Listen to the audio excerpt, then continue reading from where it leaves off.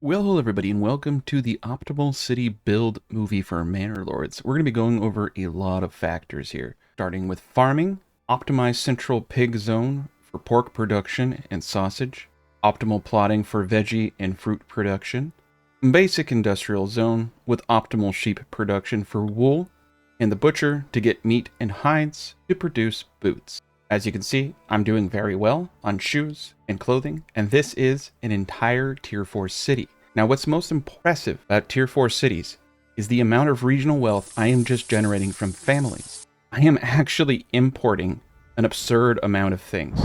Now, I do have tool production here, but I'm importing a baseline of 10 to 12 at any given time. I'm also importing baselines of barley at 30 and rye and wheat at 30. So that if I do run out while I'm farming, those things are still being produced. I'm also importing mutton. I have set up a secondary city that is exporting salt at discounted rates so I can make sausage. I have also converted it into a bunch of goats to export excess hides for boot production in my main city, along with the mutton. So the big thing about Tier 4 is you need a lot. You need 2 types of forage, good, or vegetables. That's easy to do. 2 types of grain. Pretty darn easy to do as well. You can see here, I was able to get 100% on everything. Now, the big and hardest one is meats and fishes. That's where sausages come in. Sausages are the game changer here. If we come up and we look at my food, you can see that I have 46 mutton, 48 sausage, and 61 pork. That is why the pig city is very essential. You can see I have my large tavern here, and I went up to exactly 50 Burgage Plots, so I didn't have to build more than 1 tavern. And their early stages of the game, we use coal as our main driver of economies, and it's massive advantage. You can sell it for so much, it's 2 a pop, and you can mass produce it. Now, using the Marlin Brando Flexo, we can come over here and look at our records, go to food production for the past 12 months. We are creating 236 beetroots, 440 cabbage, and 346 carrots per year from these plots. Now, each type of food has its own specialized yield. I will say you do not necessarily want to use these for fruits. They're really good for veggies. The 6-pack, which is just 6 corpse pits put together, is really efficient for fruits. You do not need to micromanage or optimize this too much. It's just get the biggest field you possibly can. We'll be going over placement of granaries for logistics, centralized markets relative to what they're doing. For instance, this is a market just for clothing and firewood, right next to the industries that are producing those items. And over here is the market for food, centrally located between the majority of granaries that are facilitating that. Additionally, we have a massive farming region with a bunch of families, each of them stocked with oxes, and we'll go over the efficiency for that. Now, one mistake I made in this movie is I've never done this before, but I tried to do rye, wheat, barley. Now, you can actually get away with a setup like flax, wheat, barley, and the fertilities will continue to go up on all things throughout the month. You don't have to do a fallow. But if you do rye, wheat, barley, you need to know that rye and wheat share the same fertility. So you'll eventually go down to 0 in a setup like this. You'll see me make this mistake and then correct it later in the movie. Do not grow wheat and rye on the same crops, or you will regret it. With all that said, you do now need a tier 3 building to build a bakery. And the advantage of the bakery, as you can see, is 1 wheat flour goes to 4 wheat bread. You will, of course, need 2 houses to make both types of bread. The communal oven will make either or. That is one advantage. But houses with the bakery extensions produce twice as much. And that is very advantageous. We're currently rocking a 50 sheep pasture space size.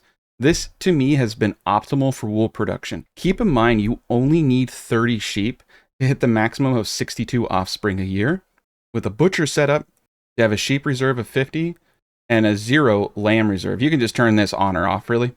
And so you get 2 meat and 1 hide, and it's one of the most powerful things in the game because I just have 1 to 2 families, and we have a tier 4 tailor. Just 1. And that seems to be keeping up with almost everything. You can see we're having a little issue with the fruits, which is why I built those additional fruit burgage plots. Over here, we're producing clothing from the yarn, of course. And most importantly, we're going to come over to our production. So we're currently producing a godly amount of hooch. And with the 50 sheep and 2 families, I actually think you do need the second family. He's not able to keep up with everything. We're producing 450 wool per year. Leather is through the roof. mainly because I am importing the hides. This is an important distinction, the hides, right? Hides are converted to leather. Now, what you want to think about when you're looking at what city is going to produce leather is the environment. If you have a high woodland area, you have a percent chance in bark gathering for the tannery yield to increase proportional to the woodland environment. Fortunately, this is the highest woodland environment I had between the two cities. So I sent the hides here rather than leather via trade so that I could produce the leather here and have a higher proc chance to gain additional resources. And now that these fruit trees are coming in, we're well on our way to a perfect city. So sit back, relax, and enjoy this cinematic introduction to the city. And if you like long-form movies, think about subscribing. Let's get started.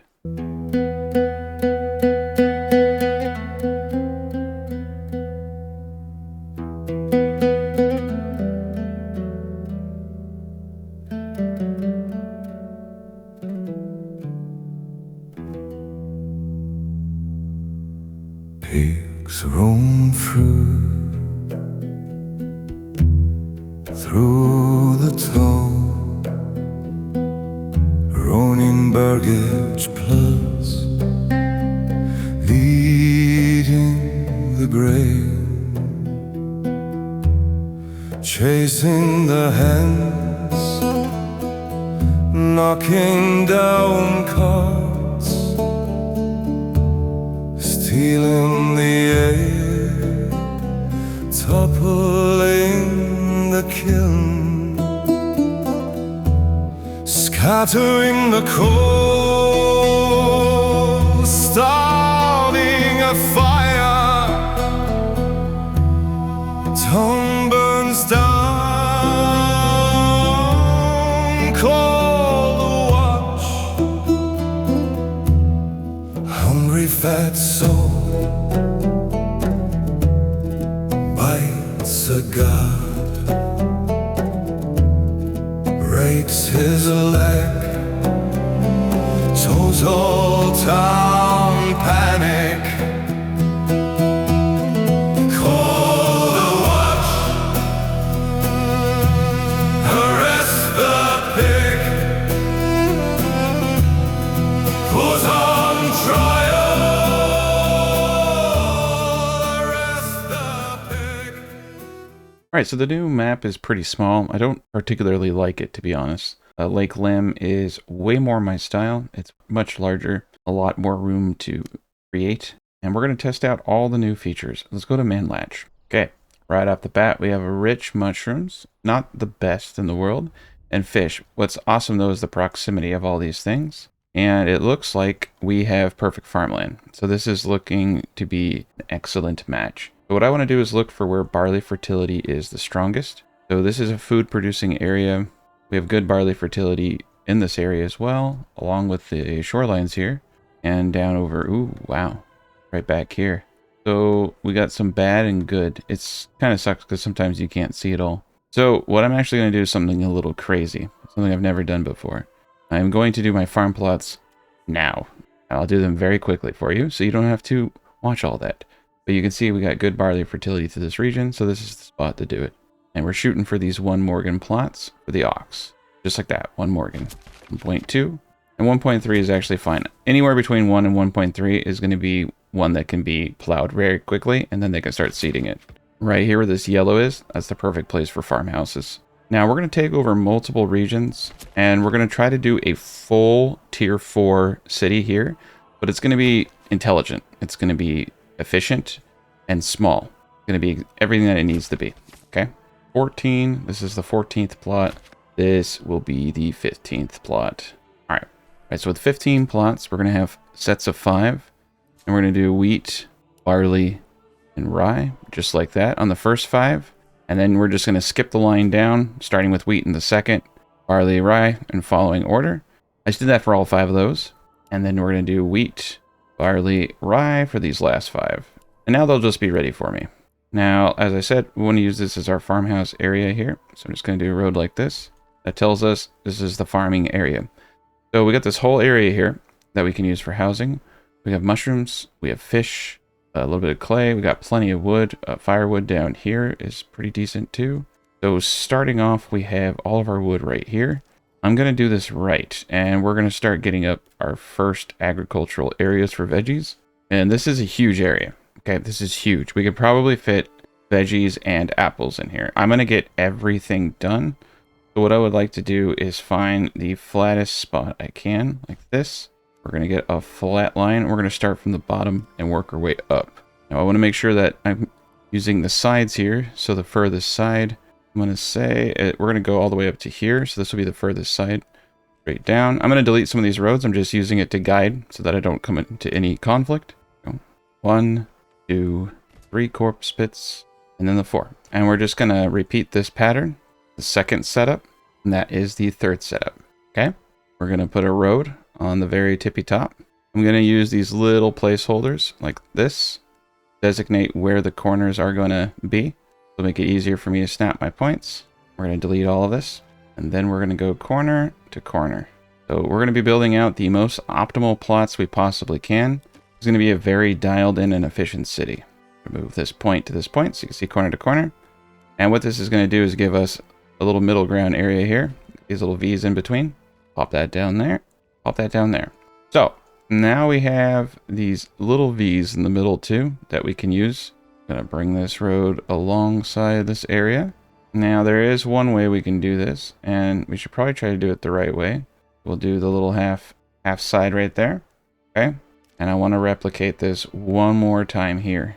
This will give us a perfect 3 plots for veggies and perfect 3 plots for apples and all that jazz and other fruits. 2 and 3, just like that. So we're just going to stack the design. Can't do anything here, and that's okay. We'll take care of that later. We got our little corners here. We'll just delete these roads once I get everything figured out. At the top part right there. Perfect. And this last one we'll have to do later. It will be really easy to fix. It will just take a second, but everything is in the way. All right, so corner to corner. There you go. I'm gonna remove this road because it's bothering me that they don't line up. There we go. Now we can get rid of these small roads that we were using. Perfect. Okay, a little different. A little different, but the name of the game is that we have all this awesome space. So now I can get the houses up. So we're gonna get 3 of these double Burgage Plots. Now the way the game works now is a single Burgage Plot house can go up to 3 families, and a double just goes up to 4. So the new tier system is a little weird. And sometimes you're going to get weird roads, so just delete them and replace them if you're having snapping issues like I am. Or turn off the snap to road tool and then turn it back on. Like that. It's so weird. Okay, so we're good. And this will give you a perfect snap point every time. I've never failed to get this perfect of a snap point. You're going to produce absurd amount of materials there. So that is 1. And then we'll do another one down here. That is the second. See, perfect snap. This will be the third, perfect snap. And with these little triangle areas, you can actually put granaries, things of that nature. A granary, potentially right here in this triangle, would be great. And it has really good access to all the other points, so that's cool. And we're also going to get down a lumber camp. So let's get the lumber camp right here. I think that's a good spot for it. And we have this whole area here for individual houses. Now you might actually be able to put individual houses in these areas, but we're going to place like market stalls and stuff. Yeah, it doesn't look that good. Okay. So we're going to order another ox. We're going to place a hitching post down here. And we're going to let it ride. And we need to get some food once I get these houses built. So we're going to try again houses to get our 6th family within the month of April. We're going to speed this up, speed it along. So you can see they're very close to the logs, which makes it much faster. We're actually going to prioritize the logging camp and the hitching post to the highest. See, they're moving. But this is why I like these little road patterns. Do pretty decent. This one, we're going to go all the way down like that. There we go. Get the angle correct. Once the logging camp's up, start logging like crazy. All right, logging camp, get 3 families in there. I am actually very curious to see what kind of house we could get in these little triangle guys. Those are actually pretty good. Those are pretty good. Not bad. You definitely could use them. Okay, let's double up on these plots. I still think you should do double Burgage Plots on your farm so you can get the 4 families. But single Burgage Plots can give a lot of families now. All right, let's up that. Got 1 more. Need 2 timber. We have it. Okay, cool. We are running out of food. We're going to pull back the logging camp to 1 family to get more families building those extensions and houses. We're going to pause the game real quick. We're actually just going to go into normal speed. Let's get our mushroom farm right off the edge of all the mushrooms. We're going to pull in a road Okay. Undefined road for now, because we got to get all this stuff out of the way. And we're going to move this hitching post down here. We got to clean this whole area out. Get the supplies off the ground. All that jazz. So we're going to heighten the priority here. I think over here, if we come here, there was some water. Yeah. So put a well here. Yeah, that's not bad. Not enough goods. Okay. And then the rest of this can be a market stall area. That's a lot. 41. That's more than we'll need. There we go. This will also ensure that we can get these guys to tier 4. Be great. The market stall right there. We did get our point, and I'm going to put it into what I always put it in, which is the Resenberg Guildsman. So let's put 2 in the Forager hut. Let's get a fishing hut right here. Let's bring a line down there. Then we're going to do a cross section here, and we're going to place our first granary right here, right off of it. There we go. Way they have quick access on each side. Beautiful. Okay. We got this area down here for more housing. So we do need an industry zone. I think over here is actually a prime candidate for industry. So we're also going to build out as many as we can, maybe 3. Nope, 2 it is. Okay, let's get some wood. Place 3 families into the wood. We'll get the forager hut getting as many of these gents as possible. Okay, we have enough food right there. That's perfect. It says 0 months worth of food, but you'll eat stuff out of the pantry. They're going to town on that wood over there. That's great. Okay, this is almost up. Just need a couple more steps. Get 1 family in there to start moving things around. Get our first market. Get our next guy into the fishing hut. We have no available living spaces. That's all right. We're going to pull out of the logging camp. And like I said, we're going to get our first buildings out over here. Going to use the corpse pit just to get the perfect mark. Okay, just like that. We'll get 3. We're going to get a woodcutter's lodge right over here as well. A saw pit. And our first storehouse. And it is going to get a little bit of spacing just so that the carts don't get all stuck. It's just a personal preference. And we'll do a little triangle off ramp. Perfect. Okay. We're going to let them build all that up. This should be pretty simple.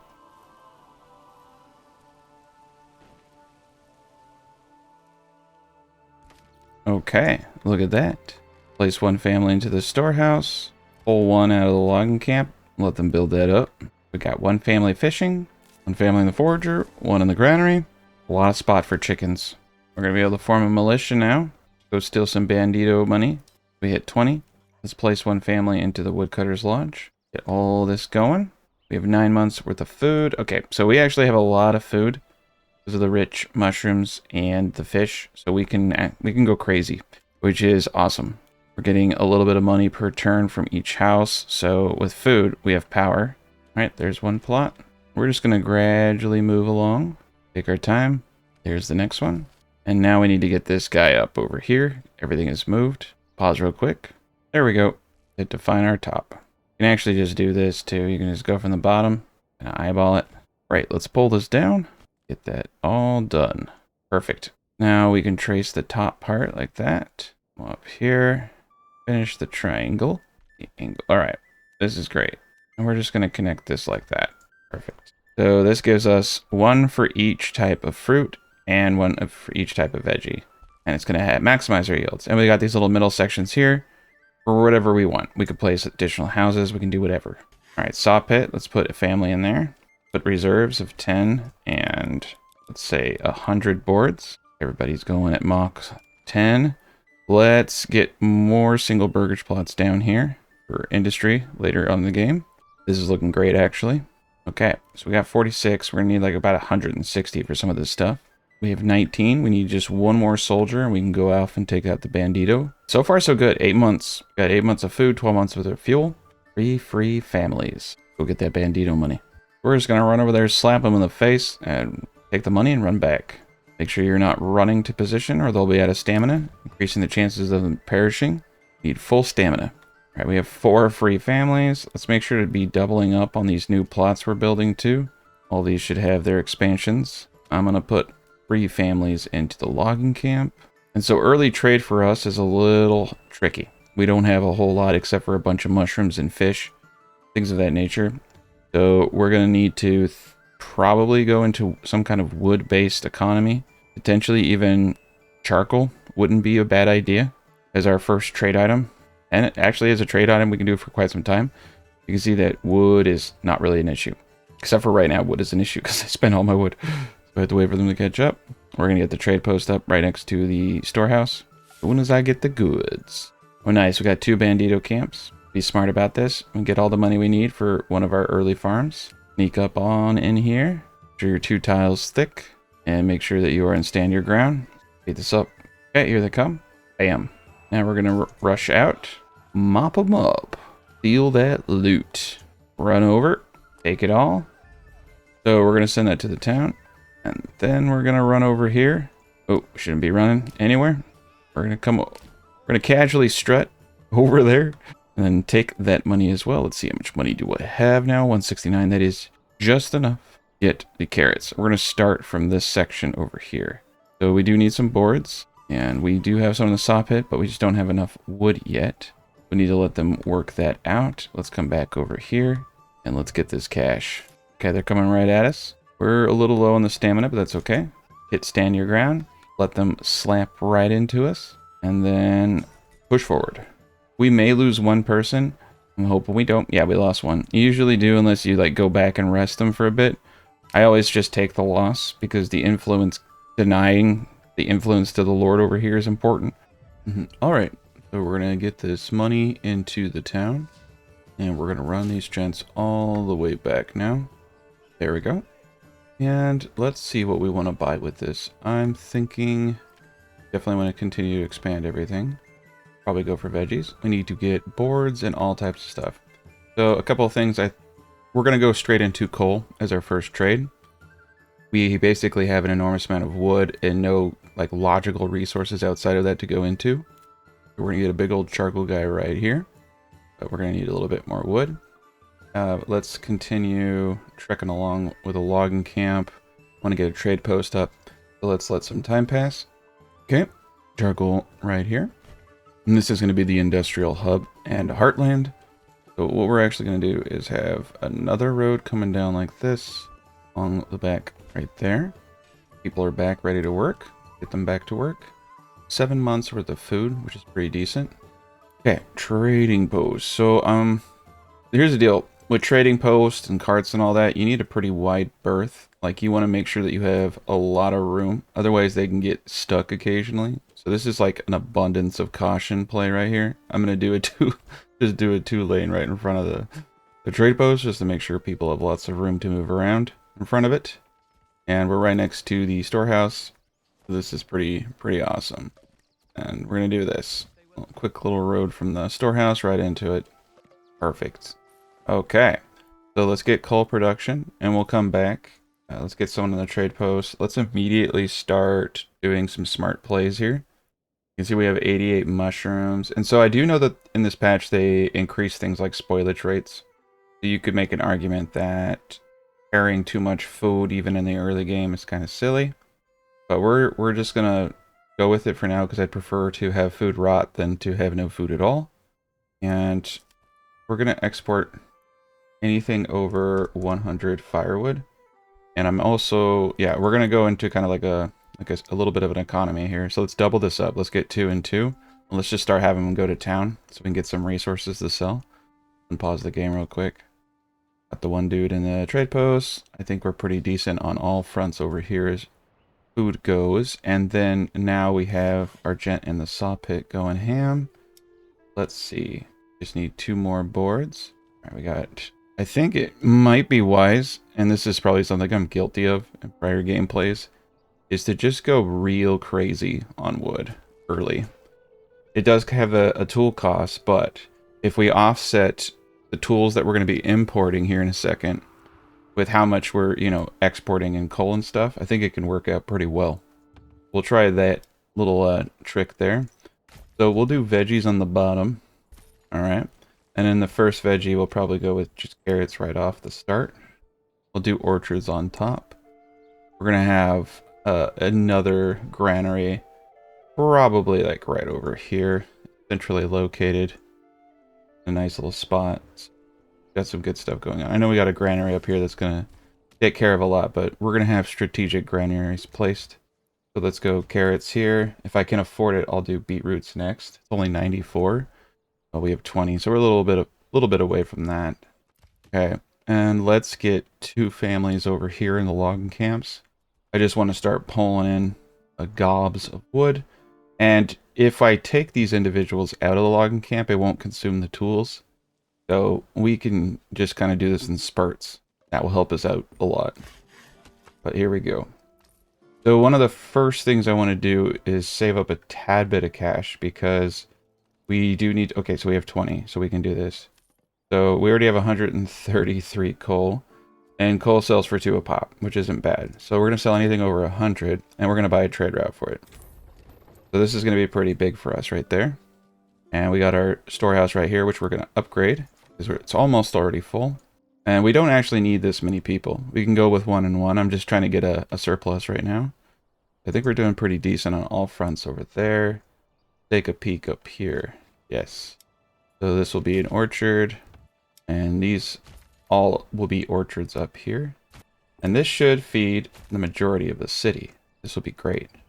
Yeah, it's beautiful. Everything I dreamed. And then down here we'll have some more stuff. Let's take a peek at our elevation. Make sure we don't have any conflicts for the sheep. Okay, so we can do sheep pretty much anywhere. Very good. And what I'm thinking we're going to do is something a little interesting. Thinking about having a central location. So the sheep should be... We should try to keep our industry all together. And the sheep should be over here probably. Ooh, they stole my coal. Alright, we got the large storehouse now. Let's make sure that we have enough market stalls for everything. We do. I'm also going to get up an additional well. Preferably over here. They still, as of the new patch, they will prioritize the well that has the shortest round trip. So right over here, in front of all of them, is a good spot. It will reduce the amount of time they're spending here. These gents over here, though, are going to come all the way over to the storehouse to get firewood and charcoal. So you could make an argument that strategically place storehouses, those goods, is awesome. I don't know if they'll ever go back to the old method where people got it from the stalls. Food and resources are consumed from the granary and storehouse before anyone comes to market stalls. And that's just to counteract like how bad it was. So you can see that we're already running low on food. So it was wise not to sell it because now we are hurting. But we also have a lot of people that came in. So we're going to hold off on any additional families. We're kind of at an equilibrium right now. And we're going to hope... Yeah, I'm going to prioritize the beetroots. You can see the money is actually really starting to come in now. And with that, we're definitely going to need more ox. And that's not to, you know, fulfill my addiction. We actually do need ox. So let's get some ox over here. And eventually I'm going to move this logging camp. And we got some good spots. Got this whole back area over here. Logging camp would be great over here. Okay, we are... It says we're running out of food, but you know, 2 months is a lot. And that will get us through... It's January now, so that will get us to the prime mating season for both food sources. So you can see our generic storage is full. We actually desperately need another warehouse worker to move the goods. So that's what we're going to do. And you can see here we have 133 charcoal. Now, it looks like they increased the amount of goods you can store. I thought this might have been a glitch, and it still might be. That's one problem when you're beta testing, is it's hard to determine what is a new feature versus a bug sometimes. So I've noticed that the stocks on trade posts are substantially higher than they were before. And what I was hoping they would add is the ability to say which goods go to which trade post so that you could have a more robust system. Kind of like what you can do with storehouses, right? How you can say accepted goods. I wish the trade post had its own accepted goods, because then you could have multiple trade posts located near the source of that good. I could have one for food, and for that, I thought that would have been, given that they already have incorporated that system and mechanic with other things, I thought that would be a logical course. But whatever, right? Whatever. Forget it. Okay, so we are going to need a little bit of Jesus here.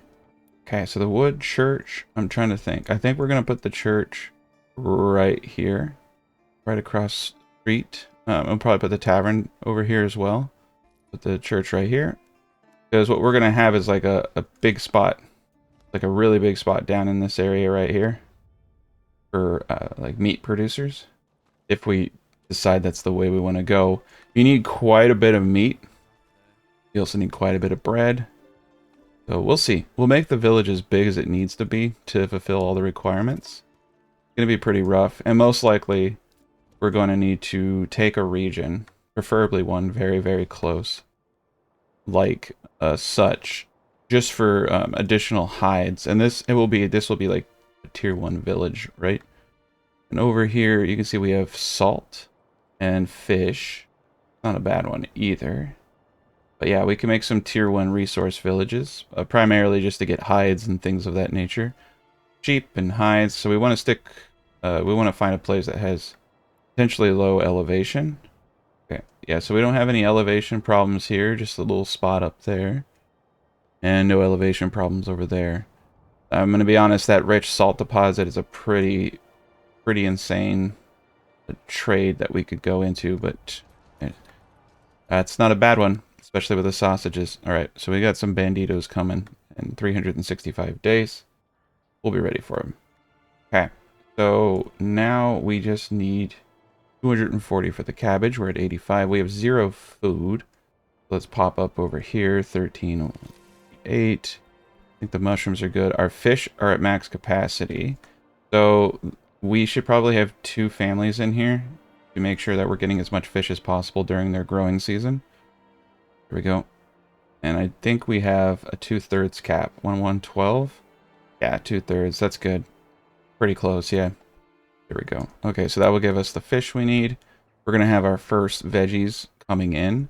So I want to note that now with... So the way that it works is the Burgage Plot gets a 3rd family at level 3. It doesn't get 4 families now. You don't get the 4th family till tier 4. So actually a single Burgage Plot can get up to 3 families now at tier 4, and a double Burgage Plot gets up to 4 families. So it's really crazy because these guys at tier 4 are massive now. So it kind of is weird in my opinion. The advantage is in a lot of things. Also, there's a bug right now where the tier 4 pantry is bad. The tier 3 pantry is 225, but the tier 4 pantry is like 75 right now, and it's a bug. So for that reason, we're going to take the farms to tier 3, and we're going to take everything else to tier 4, simply because I can't afford to have such a small pantry. It will just break the whole system. So we're going to have to work around the bugs, but I want to explain that to you. And let's actually get these the quints over here. That's actually cool. Let's get, yeah, we can get some fruit coming in very, very early in the game. And that's the advantage of the 3-prong system. Also, you're wondering why you're doing all 3. So everything is consumed equally, right? So say consumption is 100, it's going to be food types divided by 100. So when I introduce multiple types of fruits, it reduces meat consumption, okay? So the way that the marketplace system is a supply and demand, so it gives you this bonus up here in your approval rating, right? So that is not what is needed for consumption. It's a really interesting mechanic because how people eat food versus the supply is, they're just 2 calculations that are separate from one another. And I'm sure that's very, very confusing. But you want these to be maxed out so that you can get high approval, because then you get the current effects like monthly migration. Now at 80%, you're going to get a +1 passive income for level 2 Burgage Plots. And you're going to get 2 monthly migration, and you get additional influence points that you can use to take over regions. And probably in the future, used for like King's Favor and things like that too. So with that said, the more food types you have, it means you're consuming everything more evenly. So say you had 2 food types, right? It was meat and you had carrots. You would consume 50 meat and 50 carrots. But say you have 10 food types, you consume 10 of each. So you know, 10 of each of the veggies, 10 of each of the fruits, 10 of the rye bread, the wheat and rye breads, right? 10 of the fish, if you had fish too, and then 10 of the meat, something like that. Okay, so that is why it's really, really important to grow every single type of food. And I have confirmed this. I confirmed it in the last patch. That is how it's worked. I've also talked about this on Discord with a lot of people. So that's the advantage. to growing as much food as possible. Okay, so we do have the capacity for tier 2. So we're going to come over here and get one of these up to tier 2. And we didn't order the ox. I did not insatiate my ox addiction. Now, also for the trading post, I've had some weird glitchiness. And I guess it's not a glitch. Maybe it's the intended feature. You need to put a stable. You need to upgrade the hitching post to a stable and order the horse from the stable, or it won't come. So you'll pay the money and you won't get a horse. So make sure that you are ordering your horse from an upgraded hitching post. Don't know when they'll fix that. All these little bugs, you know what I mean?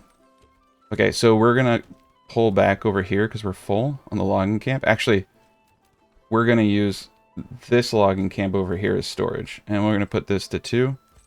Let's upgrade both of these stables. We're going to pull down here because we have 719 firewood. And we're going to pull down on this. So we have 7 individuals. Large storehouse. We're going to place 2 families into the trade post. And we're going to place an additional worker into the granary. That's beautiful. So all of our needs are slightly met. We have the Jesus right there. Things are looking up. Let's continue to upgrade these hitching posts and just make sure we have the most available space possible for all the things that we're going to need to do. So now that the boiler is up, well, the tier 2 is up, we're going to build the boiler. And we're going to start producing our bow units. And this is going to be something I do. We're going to get a we do need to return the land, so to speak. We got a lot of logs right here on the ground. We have a lot of wood. Okay. I do not want to destroy the wood. So I'm going to get a forester up right here. We just need to make sure that we are planting and keeping up because we're going to have some big production going on. Okay. We're making warbows now. I'm going to cap that at 40, or let's do 50. They don't go too crazy. And let's also go to the livestock assignment and just max it out on the trade post. Now you can order from the trade post. I still am having, I guess as long as you have a stable, it will work too. But out of abundance of caution, because I lost so many horses, I'm going to order it right at the stable. I'm sure they'll fix that. And maybe it doesn't happen all the time, but it happens enough. Okay. So we're going to tier 2 out all of the farming plots to increase the pantry sizes. And this is necessary to reduce the stress on your granary. Also because if the pantry gets full, they stop harvesting. So if you want to get your full yields, you need the biggest pantry possible. Or you need an absurd amount of granary workers. But that is just kind of a waste. Oh wow, look at the trading post has 407 charcoal. Okay, so something's really broken here. Oh boy, man. Oh boy. Okay. Okay. I won't question it. Got 407 charcoal in there. 402. Well, I hope somebody comes and buys that. The charcoal economy. I guess we just need charcoal for our economy. You gotta love betas, man. This is the beta patch, alright? So it just came out, so, you know, not gonna be perfect. And someone had talked to me about this in a previous video, but using Pastures as an early game defense, since they're so, they're free, right? So we have the Banditos coming, and what we could do is create a Bandito trap. So, essentially, if I create area like this, right, that no one can get into and out of, yes, like that. So something like this. Okay, it doesn't have to be pretty. The concept is you just spam these fields around it. This. Okay, I did this in a very unpretty way, but it doesn't matter. Okay, yeah, because I don't think they can walk through it. Take our archers and try to figure that out. But you can use these to kind of channel them to where you want them to go. No, they rock right through it now. Okay, that won't work anymore. It was worth a try. But we do have a pretty square now. Okay, let's get the cabbage going. These are the big dogs right here. So that'll be huge for us. That is quite a bit. So also, we want to start getting all of the stone that we possibly can. Right, the army is moving towards a Bandito camp, I think, so we should try to steal that as well. Stone here. Got the Bandito over there. I say we go for the whole enchilada. Let's get it all out. Get over there. He's all the way over here. Yeah, we can beat him. So we don't want them to run. That will make it so that they get hurt. Okay. We'll march up here. And now the Lord unit, he does the exact same thing. He walks it because, oh no, he's not walking it. He's booking it. Look at him go. All right, they're on the hunt. They're going to try to run up on my goods, but I think I'm going to get there first. We got ourselves a little pretty bridge to fight on. Okay, well, let's go to the bridge. All right, they're charging us. We're going to hold position. They're still really far away, but I don't want them to snipe the village. I want the money for myself. Wow, they ran straight across that river. All right, let's start peppering them with some arrow. Ooh, good lord. They're charging straight at the archers, so we have to intercept. Ooh, there we go. All right, that was pretty messy, but no one perished on our side. So we'll have our spears go run to get the money and run the archers back. There we go. So we're going to put this in our treasury so that we have some money for mercenaries, because we're pulling a lot of money with the charcoal. So charcoal is a ridiculously overpowered early trade. You can get right into it with very small investment. You know, an extra family maybe in the woodcutter, one or two families in the charcoal, and then just one person in the trade post. And we're down to 409. So I'm a little scared because we're going to have to sell some kind of pantry good at this point. That is a kind of an insane amount of charcoal for them to throw in there. And no one's buying it. Well, enough people are. Let's go to coming soon. Oh man, I got excited for a second. Still coming soon. Okay, so we do have a big woodland. So that's pigs, leather making, and bark gathering. That's pretty sweet. And then, yeah, we got decent farmland. They haven't given any perks for that yet. But we made 574. Wow. So in the last 30 days, we made 8 and 11. Okay, current year, we made 464 off charcoal and 35 off firewood. And those are all pretty good numbers. So let's come over here. Let's stop exporting firewood and just let it build up. We should see some sizable charcoal. They just keep filling that thing. Yeah, I'm wondering now if they maybe improve the trade logic as well. Sort ourselves another ox because we need it. Put one forester at work here. We're gonna have multiples, but let's just have him do a whole area like this. And as soon as we can, we should get maybe some apples going at 276. We do have a bit of cash. We have 12 months of food, 58 months of fuel. Let's put these gents back to work now. And let's also start gathering stone so we can upgrade our granaries ASAP. Also, building out additional granaries would be very, very advisable now. We're starting to get a little full here. Look at that, we got some fruit. We got everything we need. So that gives us a pretty good go of things. Now we're at 286. So let's do the apples here. And it's time to talk about the sheep. So for the sheep, we're going to want to get that started as soon as possible. So they will need a livestock trader, of course. And I'm thinking right behind all the houses is kind of a neat little location for all of this. So we're going to use a patented little sheep farm. The smaller the better. It does not need to be big. Okay. Does not need to be big whatsoever. We're going to put a square around it. And I was watching how they move to get wool. And the shorter the distance, the more likely they are to walk straight back. And the bigger it is, they do this weird little loop-de-loop thing where they'll take weird pathing. But if you do it just like this, and you keep it simple, it's awesome. Now, 50 sheep can produce about 500 wool a year. Now, and 30 sheep produce the max amount of offspring, which is around 62 lamb per year. And you only need 30 for that. So, essentially, you really don't need that many sheep to get the full benefits, is what I'm getting at.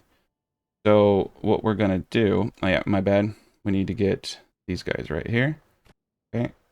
So I just create little sectors like this, and it maximizes how much, just like one worker can pretty much gather all the wool. I typically go with 2, just out of an abundance of caution in case one of them gets kind of weird.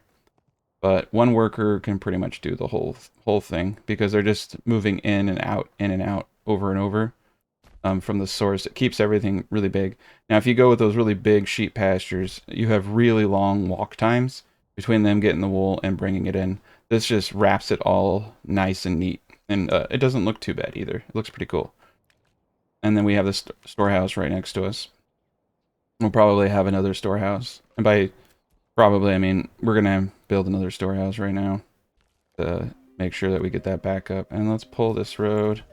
Kind of like this double road theme that I got going on here. So we'll keep that going. That road there. All right, cool. That gives us a little bit of room. Okay, so now that the livestock is up, let's see. We are at 10 monies. And so coal is just kind of sitting there. That's not good. Okay. But we have our backup.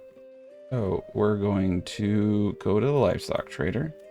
Place an individual in there. We're going to focus all of our money now into getting 6 sheep. And we're going to place one family to watch over those sheep. So you can see our maximum sheep is 79. We're going to be at like the 50s, so we don't have to worry. And we're going to have a butcher right here. We got a lot of good things going on for us. We'll probably get a granary over here too, to account for all the meat and everything. So far, so good. Okay, we got the apples planting now. The only thing we won't have are the pears, and that's okay. We got 2 of the fruits, and we got 3 of the veggies. And these are going to yield a sufficient amount for the majority of the people here. We're still... Okay, so we have 0 families for anything else right now. Let's pull one out, forester. And that will give us just 1 family to guide ox. There we go. Okay, yeah, the money's starting to pull in again. There we go, we're down to 394. They're only buying in 50 chunks of 50, I think. And then wandering merchants only buy in chunks of 10. So that's kind of an extreme amount of coal that we have. 51 months. Jeez Louise. Might be an argument that trading firewood would be wise. Just, I think it will proc a different vehicle to come. And we did order that horse. And it is here. That is great. Thinking we're going to need another horsey. So let's order a horse. Maybe that will help out with some of the trade. Okay. We're going to upgrade this well. We're going to upgrade the granary back here. For the time being, I'm just going to check the pantries. We're at 75, which is really good. It's more than enough for what we're hauling in. So, well, not really. But now we're going to need the next tier up for at least. Yeah, I think we'll leave these at tier 3 just to get the 225. We could play it by ear, though. I'll probably upgrade all these to tier 4 like at the last second just to show what it looks like with everything tier 4 and to, you know, fulfill the promise. But while we play and while we do things currently, I'm just going to leave it tier 3 for that pantry size. Okay, so 388 there. Saw pit's good. Woodcutter's good. We got our forester going. Okay, let's come over here. I'm not going to get this forester up quite yet, but I do want to get it set to its region. Okay, we're at 304. I could get the manor up and start taxing people, but I don't want to. I'll prefer to get the sheep going. So they're doing great. We just need to get them breeding. I like to do this as soon as possible, right? So we're in starting of year 3. We got our sheep going. We got our economy going. We're going to import a lot of stuff. Farming, yeah. We're going to do a big farming community down here with pigs and such. And we got a lot going for us. Once we get all this stone out of the way, we can actually put the farms centrally located, probably like right here. And maybe actually, now that I'm kind of looking at the design, wouldn't be bad to have the people living around here, but whatever. So let's at least get this region set. So what we're going to do, and I know you guys love corpse pits. I know you love them as much as me. We're going to find a point that it is level with the design.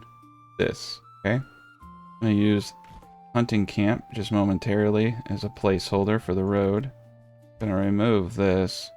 Okay, I'm going to line this up as best as I can because the hunting cabin's half of a corpse pit.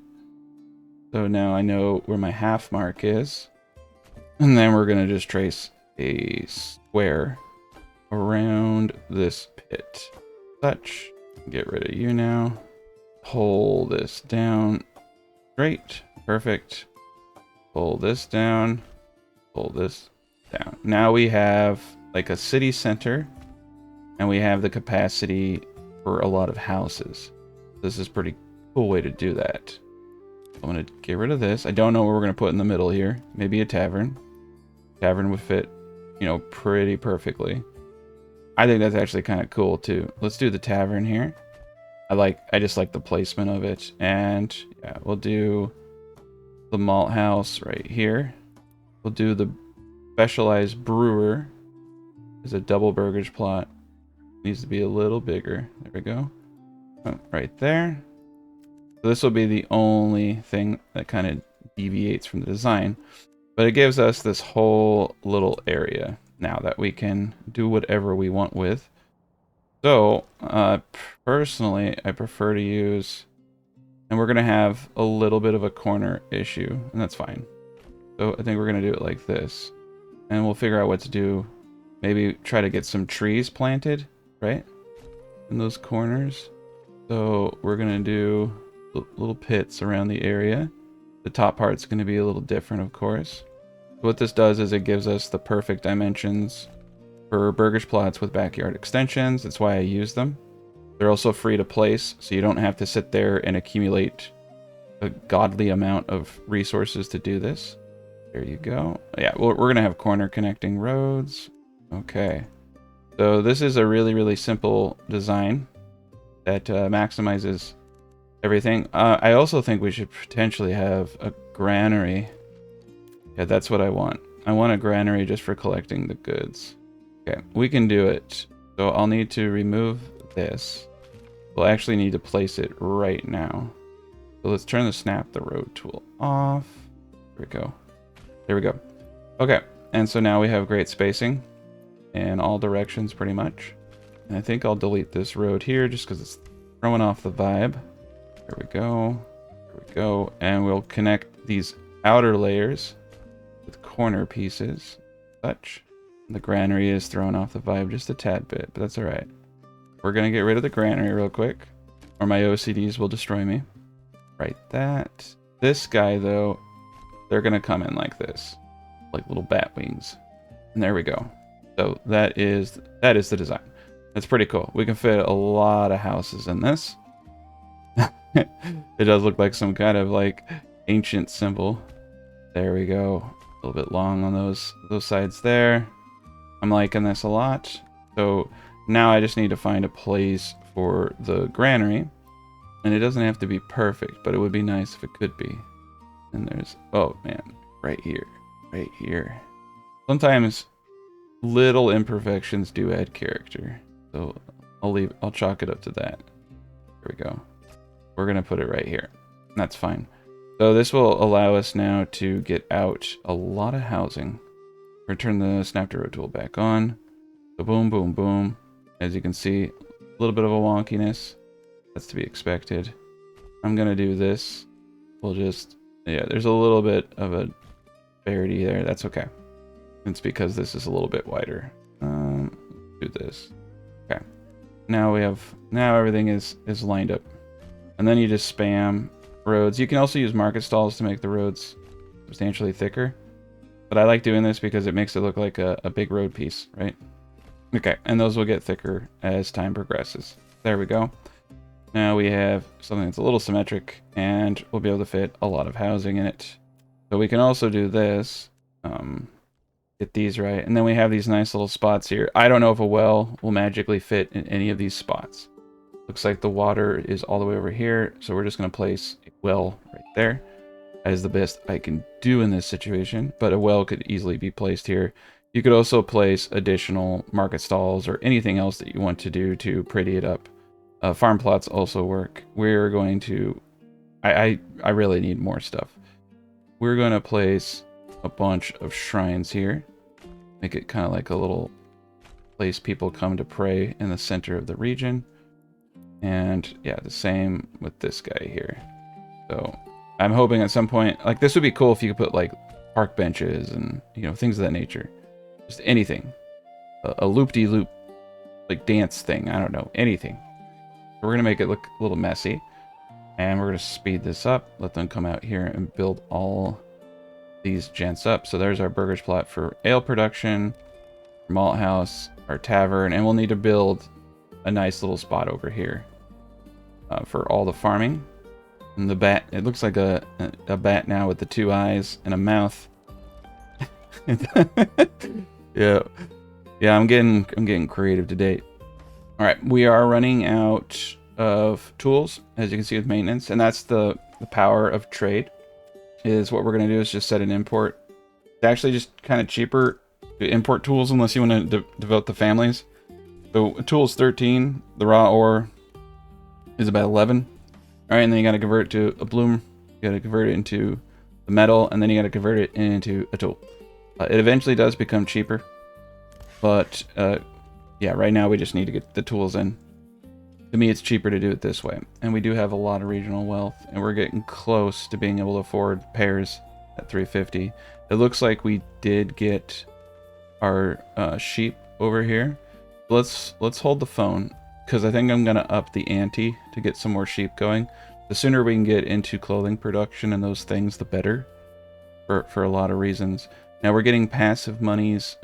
We're gonna buy some stuff here soon. I think we can do it. I think we're strong enough. Now, I do have iron here, but the problem is you get so little iron. I just hate doing it.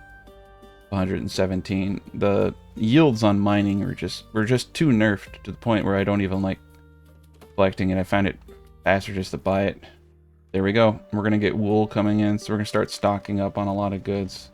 Let's upgrade this storehouse, just get it up to speed. Let's also start upgrading. We got this granary upgraded here. Yeah, we're doing great.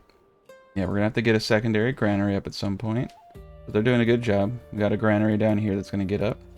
That will just be our pig guy. There we go. 352. Okay, so we bought some tools. That's fine. We're making substantial change off just charcoal. But it is good to have multiple trade items. That way you have more probability of selling things as traders come in. Okay, the banditos are here. We're gonna center up. Got ourselves a bandit camp over there. We do have the Lord coming out right there. Okay, so the bandits are here. And the Lord is over there. It's kind of a mixed bag. So we're gonna use this area here to fight. That's actually another interesting thing about building out this design, is these little V's are kind of the perfect place to fight. You have very few points of entry, and usually it's directional. But yeah, you can use farm plots to create defensive points pretty early in the game. Create little bottlenecks, stand your ground. You guys here, we're gonna have them at shoot at will. And eventually I am gonna import iron so I can start making crossbows. Okay, here they come. And then these guys are just too far away to help out, so we're just gonna wait right there. Right, here they come. So they're gonna try to come from the top over here. We're gonna move around. They're probably gonna try to come from both angles. So when you have a situation like this, we're gonna pull back. That way we don't get hit from both sides. If they funnel through this direction, we can hold the line here. There we go. That guy's running straight around now because he doesn't know what to do. This guy, yeah, so sometimes they do just run straight through. They kind of changed it up. That's good. We're gonna, I know we can't even push forward. We're gonna let them come to us. I need to engage them. I can't have them hitting my archers. Okay, engage the archers. They're all the way over here. The archers are in shoot at will mode, so close range shots are gonna be great. You can see that the banditos are mighty force, but they're getting whomped on. And okay, we got one dude who's just chilling. This is a traveling merchant. The other gents are coming from the side, so we need to quickly... Okay, cool. We got them out of the picture. This guy's seen it all, and he's just not phased. There we go. Yeah, here they come. I'm gonna let my archers do their thing. And let's protect the archers. Okay, yeah, here are these gents. Let's just push forward. It's kind of cool. I like shoot at will because you can see they're just targeting individual units now. They're shooting their own men in the back, but apparently that doesn't phase them. Alright, let's speed this up. Boom, boom, boom. Perfect. Alright, influence. All the banditos have been destroyed. Okay, we're in good shape. And it looks like they went for the camp while I was doing that. So we have 12 months worth of food. We could potentially start selling carrots. Yeah. I think it's time to start growing our population now. So, with that said, granary here, access there. Let's do this. So, as you can see, we can fit a lot of houses. So I think we're going to start dabbling in farming with this branch. Okay, so that's 5 houses. And these are going to be all pigs. All pigs. Now we're going to take a second region. So that does mean that we need to get up our castle. Ooh, I like this. I like this spot for the castle, but we might need it for farming. So let's put it down here where it's kind of out of the way. Not going to take up any potential valuable real estate. I'm going to put it right here. Let's see if I can afford it. I'll build that too. Perfect. Okay, get those gents up. We're importing tools. We've got quite a bit. Got 6 wool coming in. We have 692. So let's get these pairs going. All right. So, you know, not bad. Year 3, mid-year 3, we have all the food groups going there. So now I'm going to come over to this spot, and we're going to increase the amount of sheep we're purchasing up to 20. We're going to supercharge our industry over here. Now, we do have a large storehouse right here, but what we don't have is a weaver behind it, which would be pretty essential, and we're only going to need 1. That's why I really like this setup. Now, in the past, I've gone crazy. I've had 100 sheep, 200 sheep, and it's like, look at all this wool. You don't need it. My advice is 50 sheep. 50 sheep will get you more wool than you know what to do with. It's 500, which is like 250 clothing per year, which is enough for like 120 odd families. But if you want to go higher than that, you can. I've never had a problem. So we're at, 13 Burgage Plots and 57 total population. Doing pretty decent. This is looking dapper. Looking good. So we're going to keep ordering sheep. We're utilizing... This is crazy. We're using 1 trade item to do all this. It's just charcoal. Which is... This is kind of stupid, actually. It's really, really broken. You see we're running out of basic firewood, though, so... Let's increase that. And I need to take it from somewhere else. Okay, well, we'll come back to this. I'll come back to this. Let's decrease that for now. So we have all these gents going, and I could put more houses here, more houses here. Meat will become an issue, but nothing I want to break the bank over. We're going to stay far away from eggs because as the requirements go up, it can be substituted with like fruits and veggies. The things that you cannot substitute currently are meats, and you cannot substitute grains. Like, what I mean by substitute is they don't have like an either or category. It's like you have to have 3 types of meat, and you have to have 2 types of grain. And so the other ones is like animal produce or fruit, right?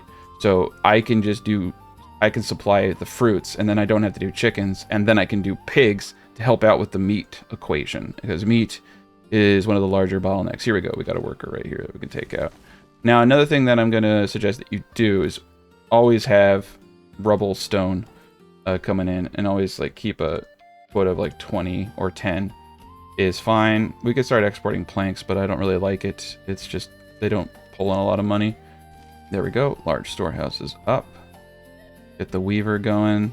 We'll get these are all going to be artisans here, butchers, all that jazz. And so we have a bunch of money, and when you have a bunch of money, you should buy pigs.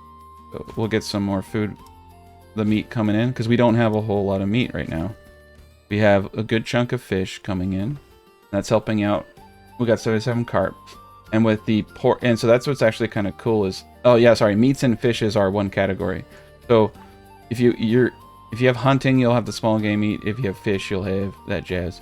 But let's take a peek at how much fish we potentially and actually produced in the prior year. So we'll come down here. So past 7 days, past 30 days, past 12 days. So we produced 115 fish. So we could work on. Basically, what happens is, there's a growth period where this all increases by half of its population. And if you have enough people, you can quickly harvest that. And typically, 2 or 3 families can do that. So I actually need to do a little bit of thinking there. And we're running out of tools again. So it says we have 10. Put that up to 12. Eventually, I'll boot it up even higher. And you can see that our ox are in full force. So let's order some more. We're actually going to need quite a bit of ox. For the farming situation over here. So as we're pulling in these populations, as you can see over here, we're going to need to start thinking about the future. But every single one of these, 1, 2, 3, 4, 5, except for these 5 up here, we're going to go apiaries on all these to get that farming bonus. And that way we can, yeah, because that gives us 10%. Also, the honey and wax do sell for quite a bit.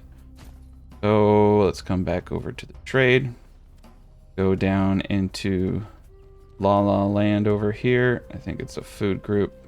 The honey is a minor trade. Thought. Okay. It's a crafting material. Yeah, you can't consume it. It sells at 4 though. And then the wax sells at 6.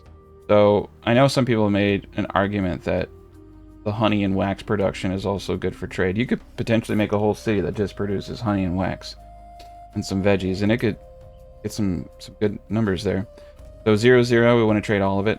We're going to trade all of that as it's generated.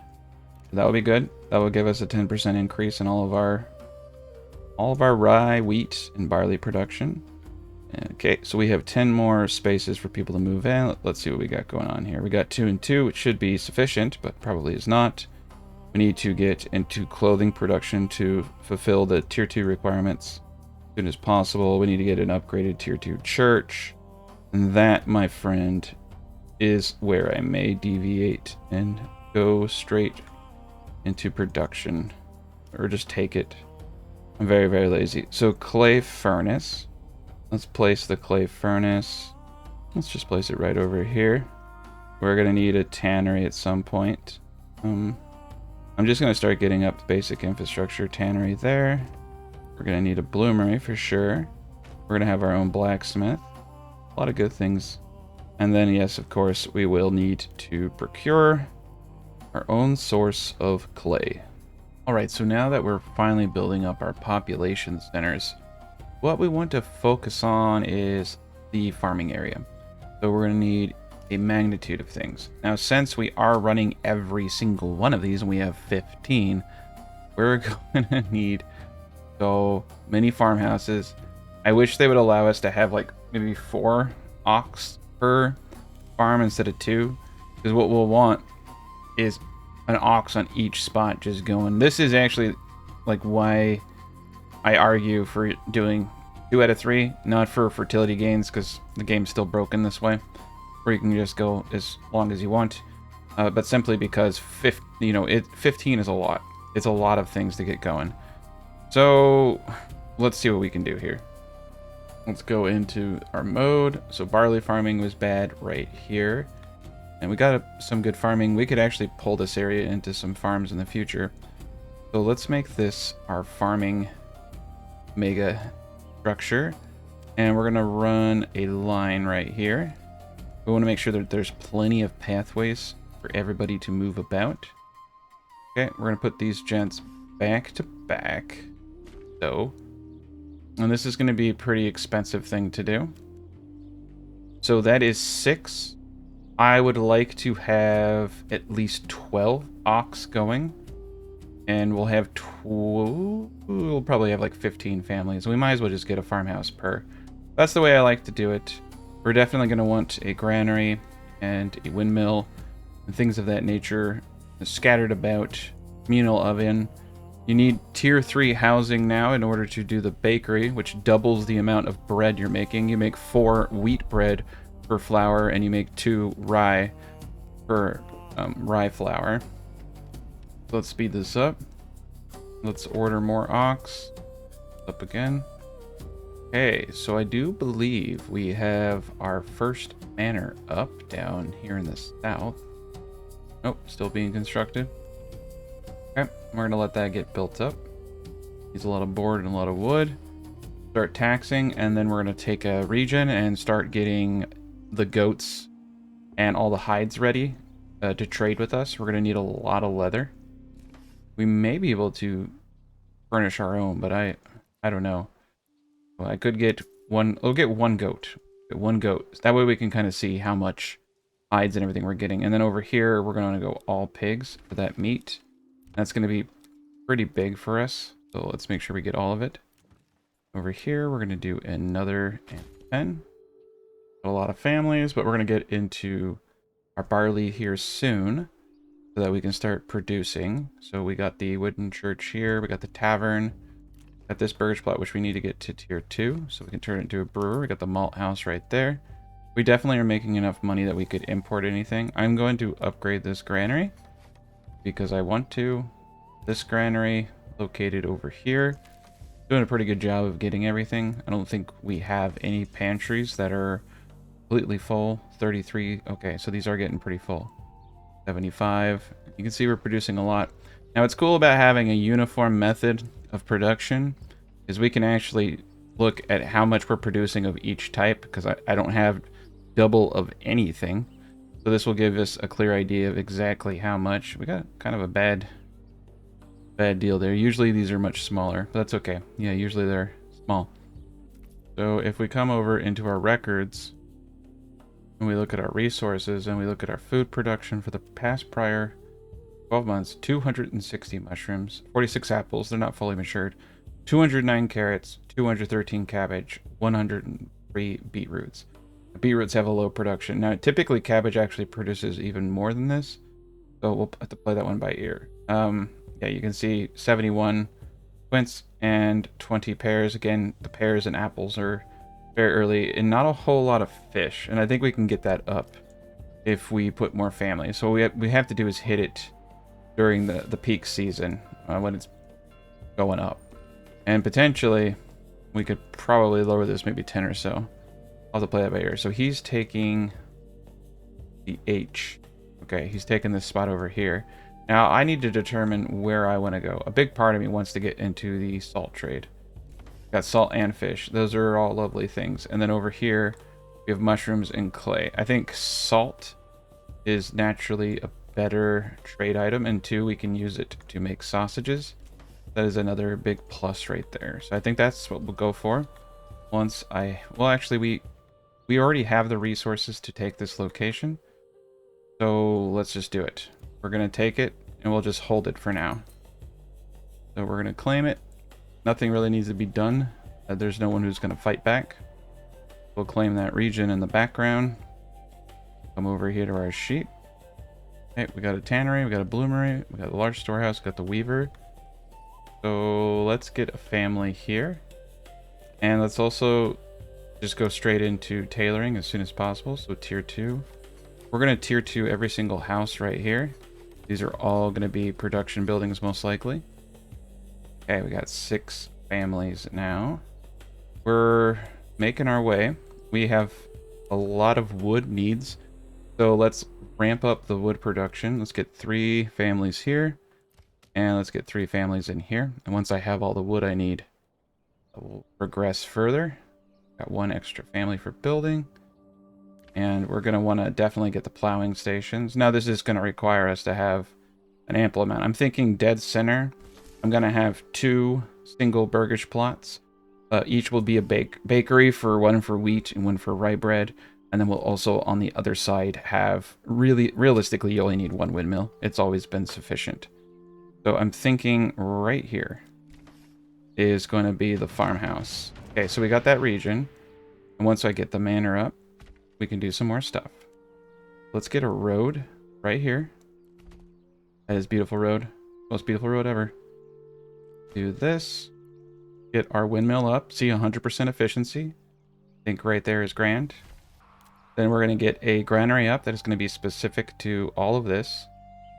And then I think right behind it, I'm just going to eyeball 2 single Burgage plots with backyard extensions. And okay, so that's our range here.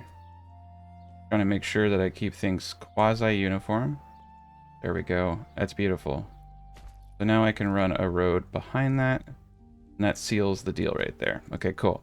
We have a great area. So if we go for 8, that gives us 16 ox that we can place here. And I really like that. It's a bit overkill, but the faster people can get out and seed, the more likely we are to get the highest production values. Okay, so farmhouse there, farmhouse there, farmhouse there, farmhouse there. And that gives us each with their own access point. Beautiful. Now let's come over to our storage, get a hitching post. Hitching post there. Pretty much anywhere I can find a spot. So, okay. Not bad. We realistically only need a bunch. Like, yeah. We'll just put them all up here. This is perfect. That's more than we need. It's always better to have more than you need. Technically, I don't even have to upgrade these guys. Okay, and we're going to do plowing stations on each of them. And so we're going to have 2 families per. That's 16 families. That should be more than enough. This is going to be a lot more than you think. I know, like, right now it looks kind of like a small-time operation. You're used to seeing me fill an entire map with, you know, fields and stuff, but this is going to be substantially overkill. We're going to be producing an absurd amount of food. 17 months worth of food. Okay, 19 months worth of food. We have an insane amount. So I will think about it. We're not seeing coal taking up a massive amount of room here. So let's start trading all of the carrots over 100. I am just probably... I don't really feel like paying... Or you like selling... Oof. I take it back, man. Let's sell some cabbage. Because that's a lot of money sitting on the table right there.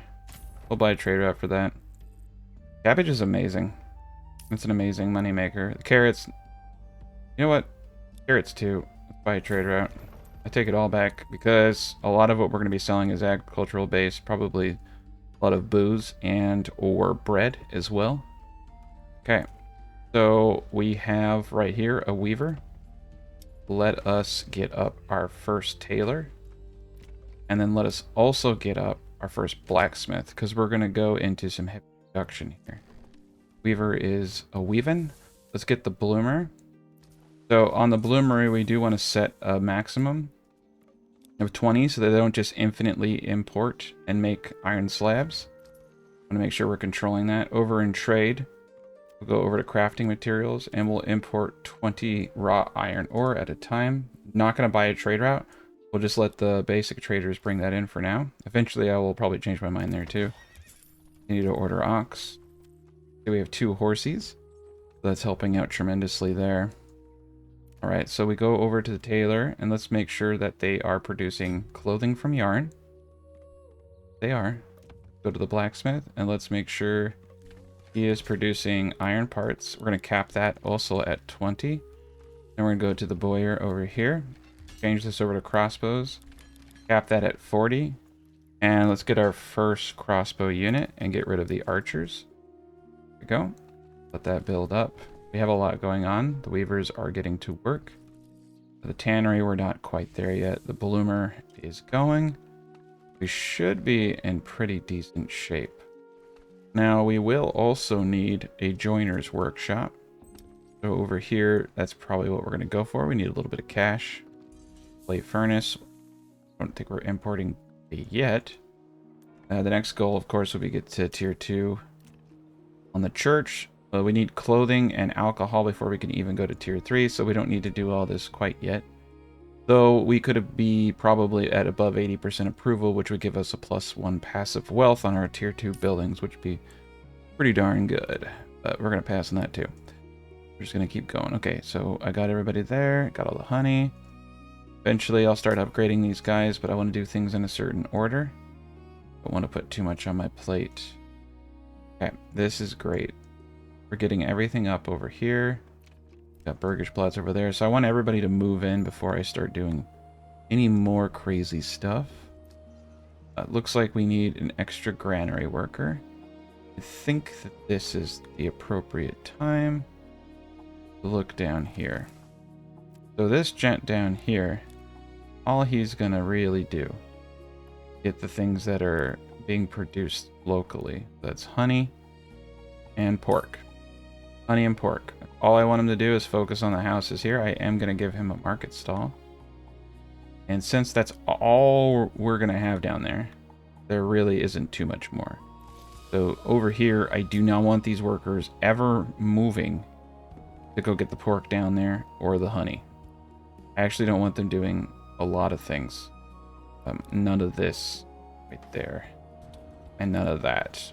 Another thing that this gent can do down here, the small tavern right there, is all the stuff related to alcohol production.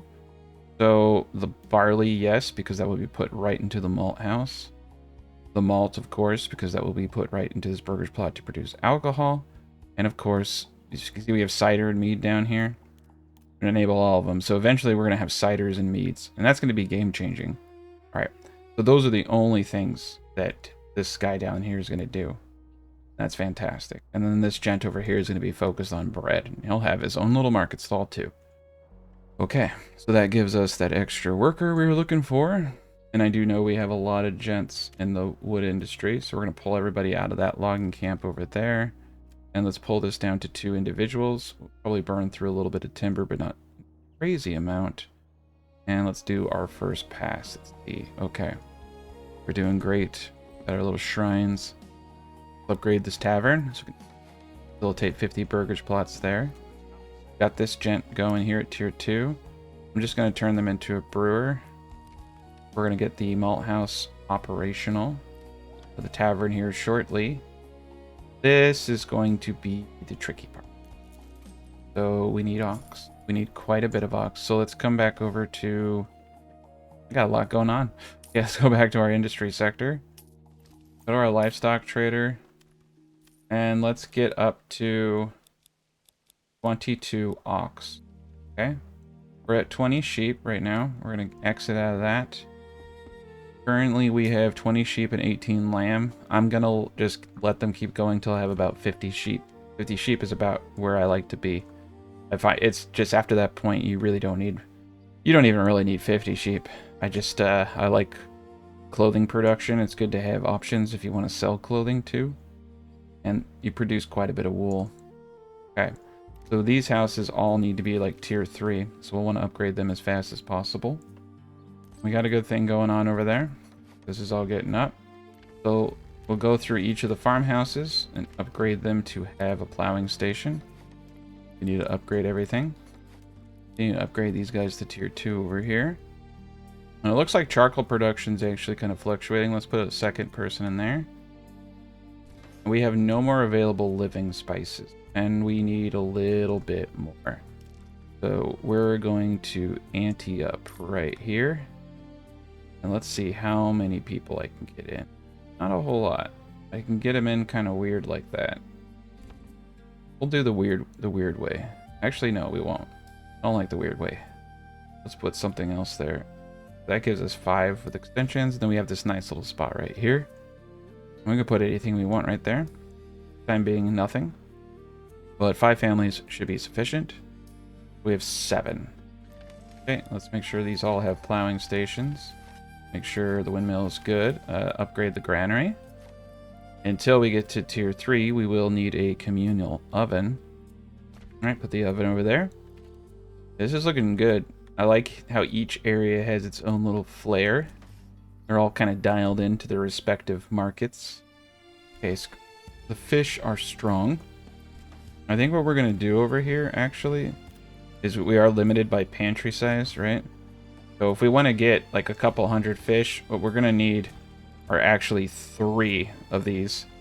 1 with a family in each, and that way they can get the maximum amount of fish. We'll need to do something about that, because that's not going to work the way it is right now. Mushrooms, I think, is fine. I've never been able to get too many mushrooms. Same principle applies, though. If you do want to get hundreds, you need to have... I'm breaking all my own rules. Yeah, you do need to have your pantries correct. Let's get another gen over there. And we'll get 2 families here. It's basically hungry hippo rules. Just need to get all the balls in your mouth. Okay. We got all this going up. We got 8 families building everything out. It does appear that we have our manor. We're above 83%, so we are getting some serious passive wealth. And we're going to jack up the tax rate to not 100%. Every time I hold shift and do that, I lose my mind. 5%. We need to get the money. I want to get down here. Or, sorry, not down here. I want to get over here and get the salt trade going. And start getting the sheep and everything going. What we're going to be basically doing is exporting all the hides for boot production over here to help facilitate our rush into full tier 4 housing on everything. Eventually I will start upgrading all these guys to tier 2 once I get my clothing established. 80 clothes, that's pretty crazy. We're not even at full sheepage right now. We're already just... Oh my gosh. Okay. I take it back. operation tier 2 is here. So let's just do it. The end goal here is to get everything to tier 4, without exception. Every single building. And we're going to do that by feeding it from other regions, creating trade. It's not too difficult, and I'm going to show you all of that. We got some more banditos who are hungry for pain. Coming our way shortly. Let's pop this up. Okay. Now we have 9 families coming. What's cool now is that at tier 3, all of these get 1 extra individual. So that's a huge bonus for us. Let us, with our mighty monies, come over here and start importing clay. Or no, that's right. We were going to do this the old-fashioned way. Not down there. All the way is up here. All right, let's put 3 families into clay. I still hate it. It's, you just don't get enough for it to be worth it. I always just prefer to buy it. And clay is going to be pretty darn important to us. So here's the clay furnace. And we're going to cap roof tiles at 60.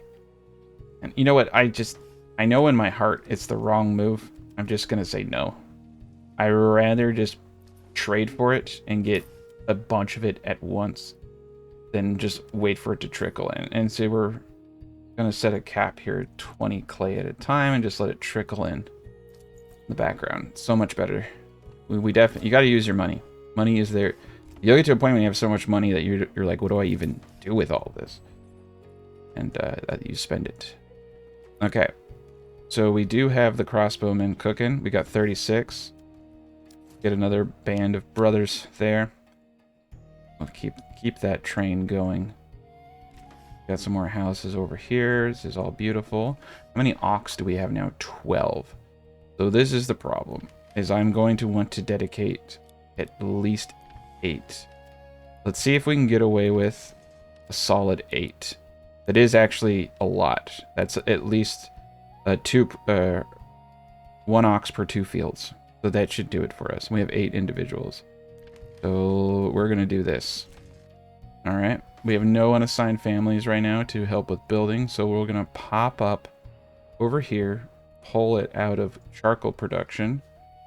I was just trying to help charcoal production catch up a bit, and it looks like it's there now. We're also going to stop trading firewood. We already did. Okay, cool. So we're still exporting coal. Those are beautiful things right there.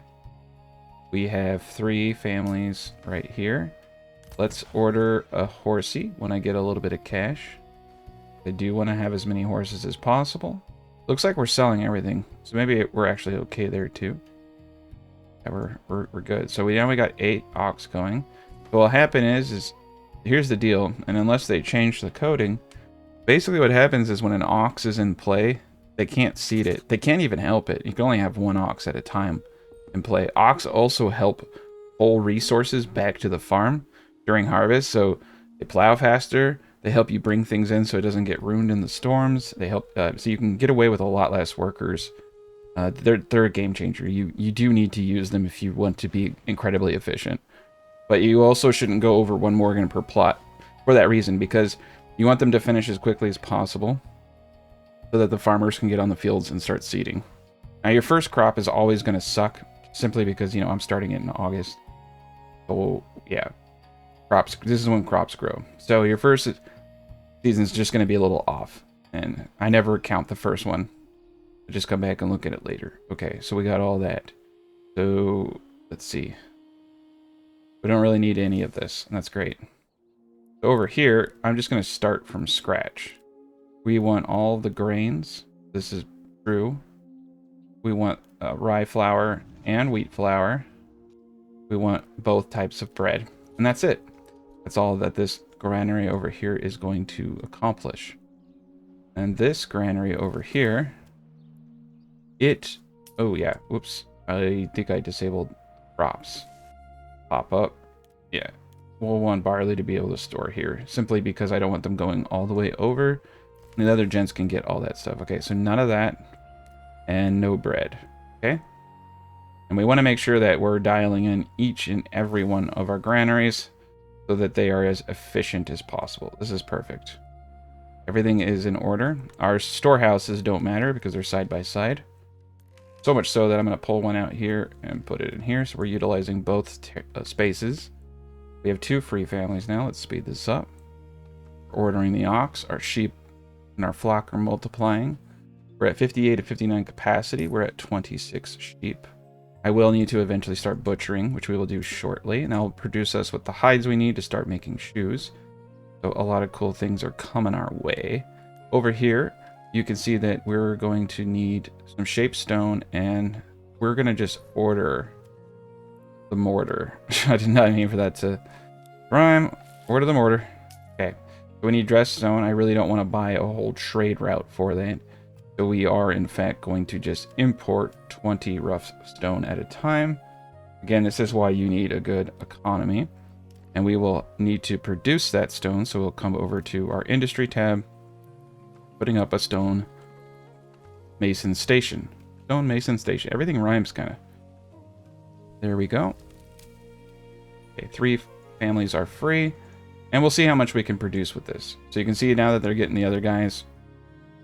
So while they're plowing this field, the family should be seeding this and then seeding this. So this should be enough, but I prefer just to have everybody going.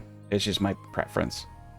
And this one's a little overdone. And if you want, you can build an extra pasture just to catch all the production that's happening. But I'm waiting for them to grow up. Now, 26 sheep. Okay.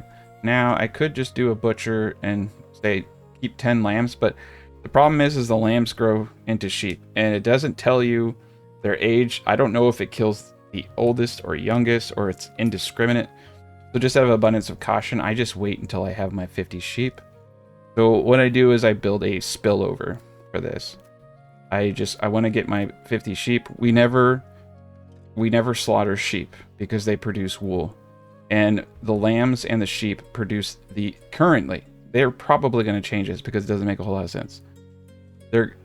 They produce the same amount of meat and the same amount of hides. Okay, and we need a good name. We're going to call it Perfect Done, just because I hate trying to remember who I am. Cross check. And then over here, this is primarily going to be a place of goats and sheep. Go heap. I don't know. Go heap it is. There we go. Go heap and perfect. There we go. Oh yeah, we're gonna have a bunch of sheep over there. And we do have 202. We need at least 250. I'd actually prefer to have more money than that. Now the problem is we're not pulling in much taxes because our regional wealth is so low. So the higher our regional wealth, the more percentage of that it will be thrown over to the treasury. So you actually need quite a bit of coin. And down here you can see we need to get some piggies in here. So yeah, we're gonna go pretty hardcore on the meat. Better to produce a lot of meat. Here we go. One of the hardest things to get. Alright, so you can see that our apples and pears are coming along. We're getting some good yields. Let's upgrade this well to facilitate more burgage plots, just in case. We have 18 months of food, 17 months of fuel. We come over to trade. I could probably be doing things a little bit better than I am. So let's take a peek. Importing the mortar. Dress stone. Stone mason station is now up. We're going to cap dress stone at 20. Now we're doing all this to get the tier 2 church. Alright, we're running out of firewood because we've converted most of it to coal. Not really sure how I feel about that. Potentially let's get a second woodcutter in there. They're not selling. It's kind of interesting. They can't really keep up too well. That's alright. And we're going to measure the farm here in a little bit. Like I say, you got to give it a year. That's pretty good. 100, wow, 114, 102, 105. Oh my gosh. Like 500 barley. And yeah, not a whole lot of bread, but keep in mind 50 would be actually no, 50 is converted to 2. So we'll need a windmill person. But yeah, so double this basically. And oh boy, 102 rye. I know that they did indeed increase the rye production. They're all kind of comparable, to be honest, but you need both wheat and rye bread. Wheat is perfect when you want a bulk food and or trade. Personally, I think trading wheat bread is kind of a meta. You can get a lot of money, but like I said, you need to hit tier 3 for the baker and the cobbler. So we got to get some Jesus up in here. We're going to do right now. Perfect. We're going to take out the stonemason station. Go back over here into trade. We're going to turn off the import for mortar. Turn off the import for rough stone. Check out our sheep. We got 27 sheep, 49 lambs. We're going to have so much meat and hides when I pull the herd. Okay, so we got 10 oxen. That's not bad, but it's also not good. And I need to fulfill my desire for more ox. There we go. Beautiful. I think I'm going to come back over here. Yeah, we got 19. Let's pump that up to 32. And let's also build a few more locations for our ox to sleep. Get 4 of these bad boys up. Make sure we have enough room. Want them all running off in the middle of the night. Got plenty there. All right. So we do have 198 clothing. Again, as I was telling you, it's kind of funny the way that they do things, because they make it really, really hard, and then they kind of go a little too easy on you. So the piggies are expensive. They're 25 a pop. For some reason it's saying I don't have enough money. It's because I ordered an ox. There's a glitch right now where if you order an ox, it grays out all animals. So whatever. We'll come back to that in a second. We have 6 hides. Okay, we're getting some from the one goat we have. And we're doing pretty good. We got 11 honey that's going up for sale. 110 charcoal. Oh boy. It looks like we're selling those carrots. We got a bit of cabbage. Nobody... I could open a trade route for the cabbage. Again, I thought I did. Yeah, we opened cabbage route. But why no cabbage? Okay, we're exporting. That's worth a lot. Like 100 is worth 400. It's crazy. Get that church up. But we need to stop spending money. I'm ordering all these things so we can get that second town going as well. And that second town will help us generate additional revenue as well. But this will get the booze flowing. So down here we have our tavern. Let's place 1 family here. We do have a brewer. We're going to expand that. Now, you don't technically need to really do that. You don't need extra families, but I do want more soldiers. Okay. So we do have 20 out of 36 over here. So in the tailor, we're doing great. In the blacksmith, we're going to switch over to spear production. Boom, boom, boom. Go to 30 spears. We are going to get ourselves up a joiner's workshop and start making shields. You can also sell those shields in, ooh, kind of stable space. Prioritize this. Okay. Okay. I'm gonna pull back one from the woodcutter there. We need to get these hitching posts up pretty much ASAP. They're very quick to build, and we need to find locations for all of our lovely ox. We should definitely upgrade these. Okay, now they all have space, but yes, we need to upgrade these. Alright, let's turn the livestock trader off for a second. I'm not going to mess with my quotas or anything, but let's just turn it off, let some wealth generate so we can get some good taxes. Also, we need to stop the flow. I'll get 1 more ox. And that does put us at, nice, 18 free oxen. So, that's pretty good. Get them all up. Okay, joiners there. Let's put a production cap here at 30. Gonna keep the clay tiles coming in because we're gonna be using quite a bit of it. I'm gonna just delete this mining pit. I don't even want the temptation to go up there. Alright, and we have all of these fishers. Let's put 1 here, pull this guy out. Over here, same dealio. We got 1 in the mushroom. Let's put 2 in the mushrooms. Also get that herb garden up. I guess they do... I've been told they use the herbs, man, but I haven't seen it. And I just hate how much herbs accumulate when you have too many of them. So that's kind of why I stay away from them. But I'm gonna just build it and see what happens. Okay. So you can see we're already, like, we have some negative yields. We definitely need more people.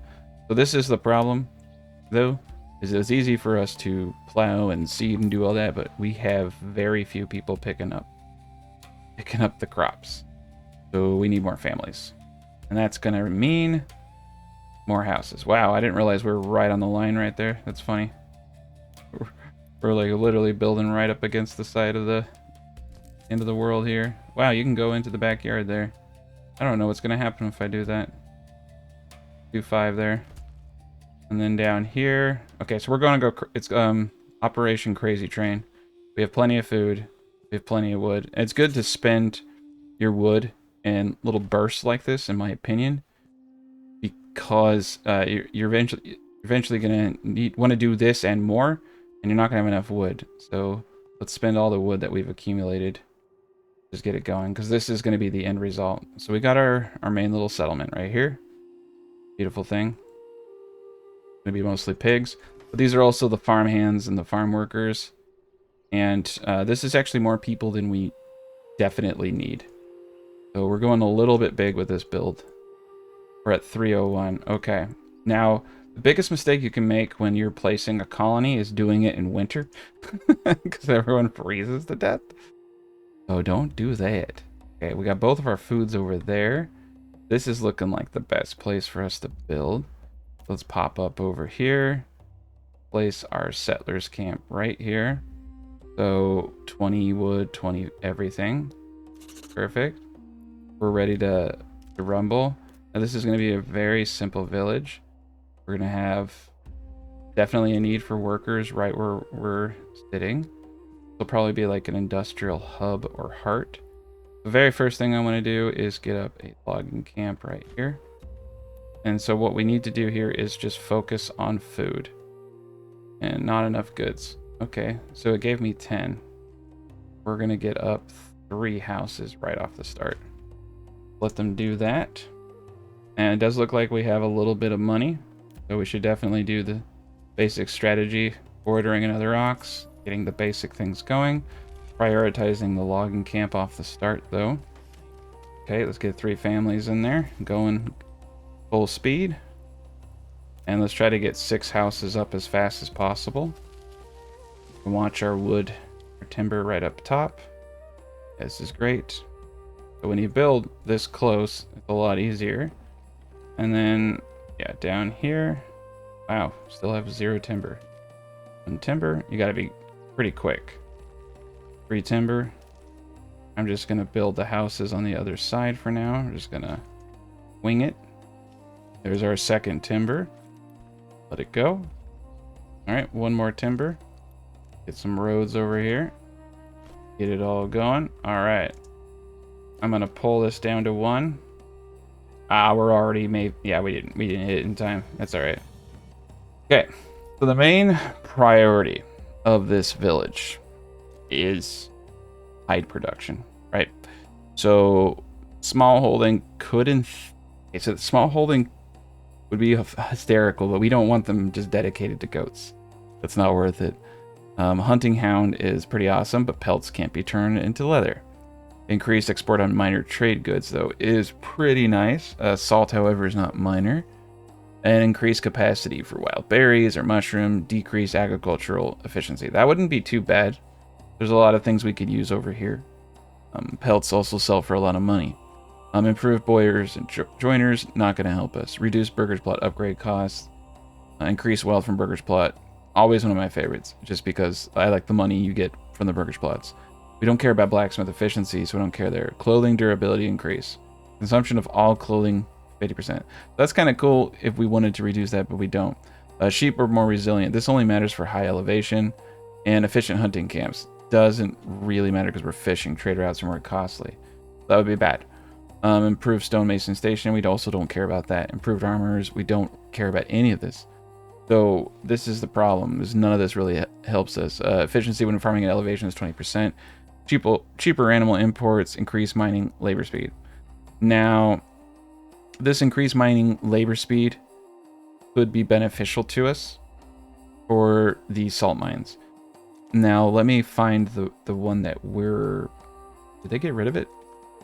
It used to be that it got rid of the collapse chance. Here we go. The Nuremberg Prospectors. Improve armors, improve mine integrity. Proximity mines no longer factors into collapse chance. Maintenance durability, all mines plus 30%.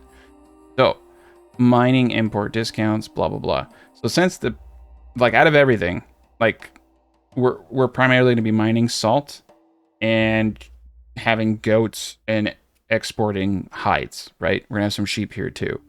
This is the one I think is the best. We can essentially just sit here and mine salt forever, okay? So we're going to do Nuremberg Prospectors for that reason. Perfect. Okay, now we're going to get everybody going. Put one more family into the logging camp, get some wood coming in. And we have our 6th house. So now the most important thing is not dying. It was important before, but now that they are potentially profitable, it's even more important. So let's get a road from the berries. And right around the corner here, we're going to do a little B and over. And we're going to get ourselves up a little fishing spot. So we got a lakeside fishing resort thing going on here. And that's a rich fish. So that's going to be a lot of food. And we got the salt right there. I'm actually kind of digging what we have going on right here.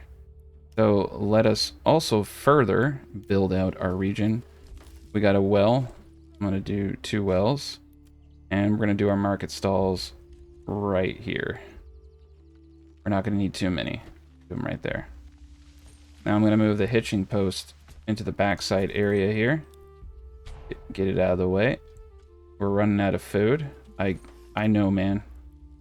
So we're going to place the granary, I think right here at a central location. And yeah, let's do the little cross section. I just like it. Let's pause real quick. There we go. And then over here, place one in the forager.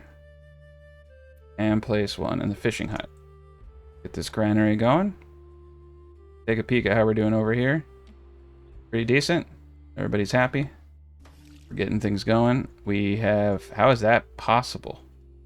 Man, they're really taking their time. They're really taking their time. Okay. Yeah, we need to get the woodcutter up and all types of jazz. Here. Okay. We're going to get a woodcutter's lodge out here in the back. We're going to get one family into the granary now. And we're going to build out a storehouse here. We're going to have multiple storehouses. So let's do... Oh, crap. Yeah, I hope they didn't pop out right here. Okay, they're popping out right in our main town. Let's hope that they come for the main city. Pop out right here. If they go for our second city, they can kill everybody and burn it down. It gets a little dicey. Okay, we got our spears right here. Always good to have a solid unit of spears. And we got our crossbowmen.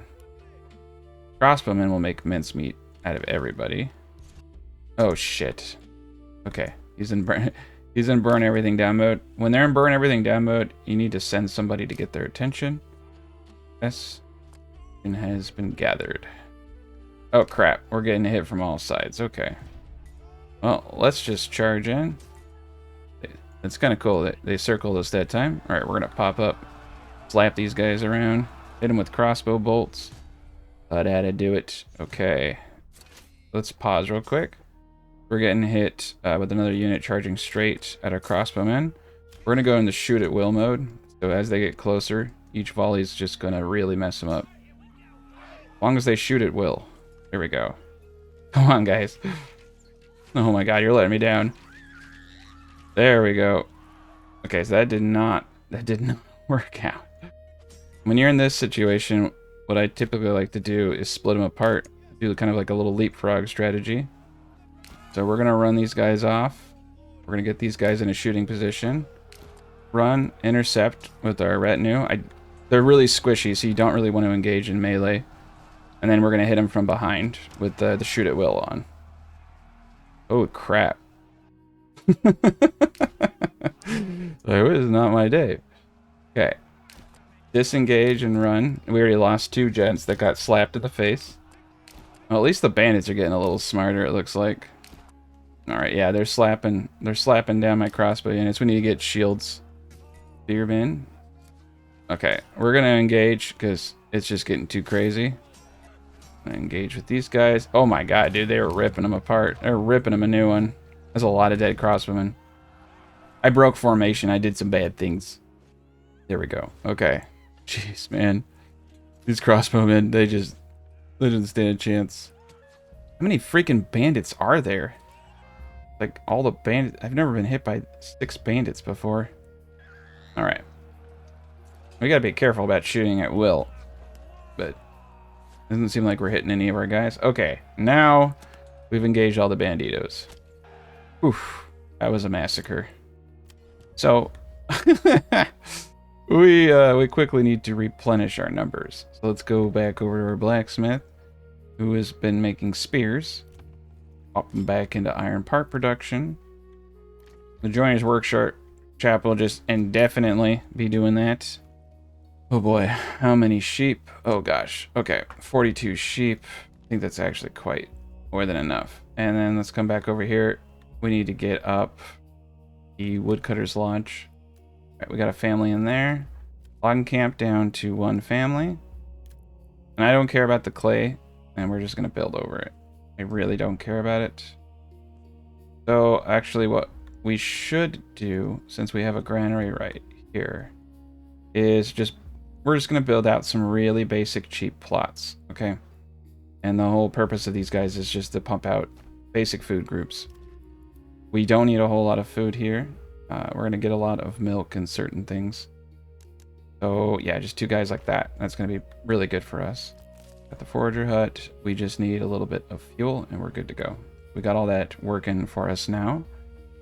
Yeah, we should be in good shape. It would be good to get someone in the storehouse. We just need to get the basics going on here. Get these houses up to get our storehouse worker. Alright, we got 1 living space there. Once we get that other house up, we're going to go straight into the storehouse here. Perfect. Okay, we have everything we need. So they got food, they got fuel, they got everything they need to survive there. We're just going to let them gradually build up. Okay, not enough pasture space, not enough stable space. Okay, it's time. So this is important. When you create your butcher, don't leave. It will just start killing everything. You need to catch it as soon as it upgrades. I'm gonna pull one of the logging camp. We built a ton of houses down here. Okay, the butcher shop is up. So it just sets arbitrary limits. I would like to have 50 sheep. However, oh, we have 54. Perfect. Okay, and 0 lamb. So it will kill everything over that. This is literally perfect. We're gonna have a ton of meat. Yeah, and that means we need to put 1 person into the tanner. Okay. So what's holding me back now? Probably the hooch. Let's see. Yeah, hooch is at 0%. Got everybody going. We need a few more families for everything over here. Got plenty of food. It does look like we need more fuel. Pause real quick. I'm actually a little surprised by that one. Selling it at 1 a pop. So when you get to this point, you're almost better off holding off on trade for a bit. And we'll wait for these animals to be slaughtered. And coming over here, we have 2 out of 6 families. So we do want to get a saw pit up. I just want to get like the basic building blocks going. Get the saw pit right here. And then over here, we'll double up on these houses.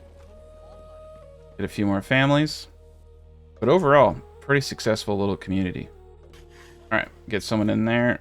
Cap plank production to something like a 70. And we should set a wood reserve. They always have at least 10. My fave. Get 5 Burgage Plots up. We're a church. Alright. The population is slowly going down. We can get rid of this gent now. There we go.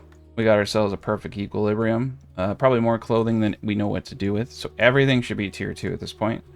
There's absolutely no reason to have anything tier 1 with this, how much clothing we have. And we need more farmers. Okay. We got our work cut out for us.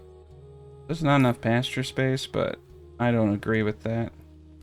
12 of 17, 5 of 18. 18, 18, 17. Yeah, we're good. We got 51 out of 79. Perfect. Oh boy. We still give me the pasture bug, but we don't have it. It'll go away. 103 wool. We're gonna need more people making yarn. Yeah, you can see. Okay, so this is actually what I'm talking about. Let's actually show you what I mean. So you see how you just grab the wool? You grab the wool. Speed this up a bit because they're walking slow. So they walk in, throw it down, they walk out, they get more. This is why I like this method. So if it's too big, you see how I kind of did a loop-de-loop there? So sometimes they do a loop-de-loop. So the shorter you can make it, the less loss. Even when it screws up, it's still really quick, right? So if you have a bunch of sheep pastures and they're long and stringy like this, it means they're walking back and forth like that. So one family, I mean, it's really crazy when you look at the numbers. This one and wool, you could even argue wool is probably one of the most broken trades in the game. So right now we're at 379. It's going to go up. We're almost at 400 wool, all right? And we have one person spending that. So I'll probably need another person here in a second in the Weaver's Workshop, but things are going our way pretty quickly. And let's go over to the tavern. We have 0 demand. We do have malt being produced now. We do have a brewer. Make sure they're transporting. I think they just finally got their first. Yeah, the boozing is happening. Awesome. So we need to let the families move in. We need an 80% approval to get 2 families per month. We don't really technically need it. Like in a year, we'll be back to normal. This is saying generic storage full, but I think we're okay. Oh, yeah, nice. Let's get some piggies. This area is ready to go. I just like to get as much food and meat production as possible. We're at 1,000 food. And we're kind of like all over the place with our food. One of everything. That's where I like to be. We're selling carrots, we're selling cabbage, but people aren't buying it, I guess. 101 mutton. So now we're getting that meat variety, which is like really important. So I don't know why they're not getting it. So we must not have enough granary workers. So let's see, we got one family here. And we're probably, yeah, we're gonna need another warehouse worker and another granary worker. We got one there. Let's get one here. That will give us our extra market stall capacity. And we got 1 and 1. Let's put one more. So that will put us at probably right where we need to be. Okay, cool. We should see some upgrading options here. So we do have the capacity now to go to tier 3. So as I stated, I think the farm should be the first. So we're getting the first amount of booze, and the booze is always... So you kind of need to have the tavern located up here. But I think we're going to have enough ale for everyone. You saw they produced something like 500 barley. So we have 153 barley being converted to malt. That's going to be more than sufficient for what we're doing here. 352 clothing. So we're actually forced now to sell clothing. Even if we didn't want to, we like need to, because it's just kind of disgusting having all of that clothing there. So I'm going to say anything over 150 clothing we sell. And they don't sell for a lot. 3 a pop, right? Think about that. Carrots are more valuable than clothing. And clothing is a process, but it's also very, very cheap to make. You got like 3 families in total. But when you think about it, my one thing of carrots produces like several hundred, and they can also do other jobs, right? So produce is still, in my opinion, pretty broken as the ultimate trade item. It's just, it's simple. And these farms are so small that, you know, they do their job and they go back to work. You don't have to sit there and micromanage. Now, you don't want people who are working on these plots working in the farms. And we'll go through and kick out anybody here shortly. We got 1. Okay. All right. So we got 16 more people moving in. And these are going to get pretty big. They're going to get pretty darn big. We're going to get a lot of people. So we do need to get one of these houses up to tier 3 in order to become cobbler. That's pretty darn important. We need one of these houses over here to tier 3 to become a baker. Also pretty darn important. We got a lot of stuff I need to look at. We got barley, we got wheat grain, we got no flour. 311 clothing. Okay. So these gents are going to tier 3, and I'm going to keep all of these at tier 3. As I described in the beginning of the video, the tier 4 Burgage Plots have 75 pantry size, and I'm sure they will fix that, but it's wrong. There we go. Okay. So over here, we're just waiting for people to move in. It's also the furthest point away from the marketplace, so that sucks. Ooh, we need another storehouse worker. Got 3. Yeah, we're getting greedy. Our storehouse is getting full. I may need to build a 3rd storehouse here pretty shortly. Because I am a hoarder. Okay. So this place is doing decent. And now we need to come over here. Got 3 free families. So what we should immediately do, just so like passively in the background, you know, we're accumulating vast sums of wealth, is get up this salt mine as fast as possible. And now that we have the perk, we can get multiples of these up. Now that's like late stage capitalism type stuff. We may not even ever do it because we can't physically sell enough salt. I just did it because it was the best perk. And I wanted to also explain how to pick perks, right? It's, you know, if you're going to do the best to do this with is iron. You need about 3 iron mines to make all of the iron goods. So yeah, just FYI. So what we're also going to want right next to all this is a storehouse, right? And then the trade post literally right across the street from all this. This is going to be a salt-based economy right here. Just salt, salt, salt. We'll get all that going. We'll be in good shape. Over here, we want to get some basic veggies. And you know what? I might just do a veggie and orchard. We might just keep this really simple. Like, we don't need a whole lot of food. These are just going to be tier 1 houses, right? We don't need to... This isn't rocket science, okay? So, probably just do carrots and probably do apples. And then we'll be happy. Now, we're going to need a place for where the workers are. And the workers are also going to be really into goats. Not like as a fad either. Okay. Let's get this. Get 3. So I want as many goats as I possibly can get. We're going to be exporting any excess hides we can. Okay, and I'll get these guys up too. Boom, boom, boom, boom, boom. Perfect. So we're going to need money. We're going to need goats. So this should be sufficient. The food, as you can see, is pretty good.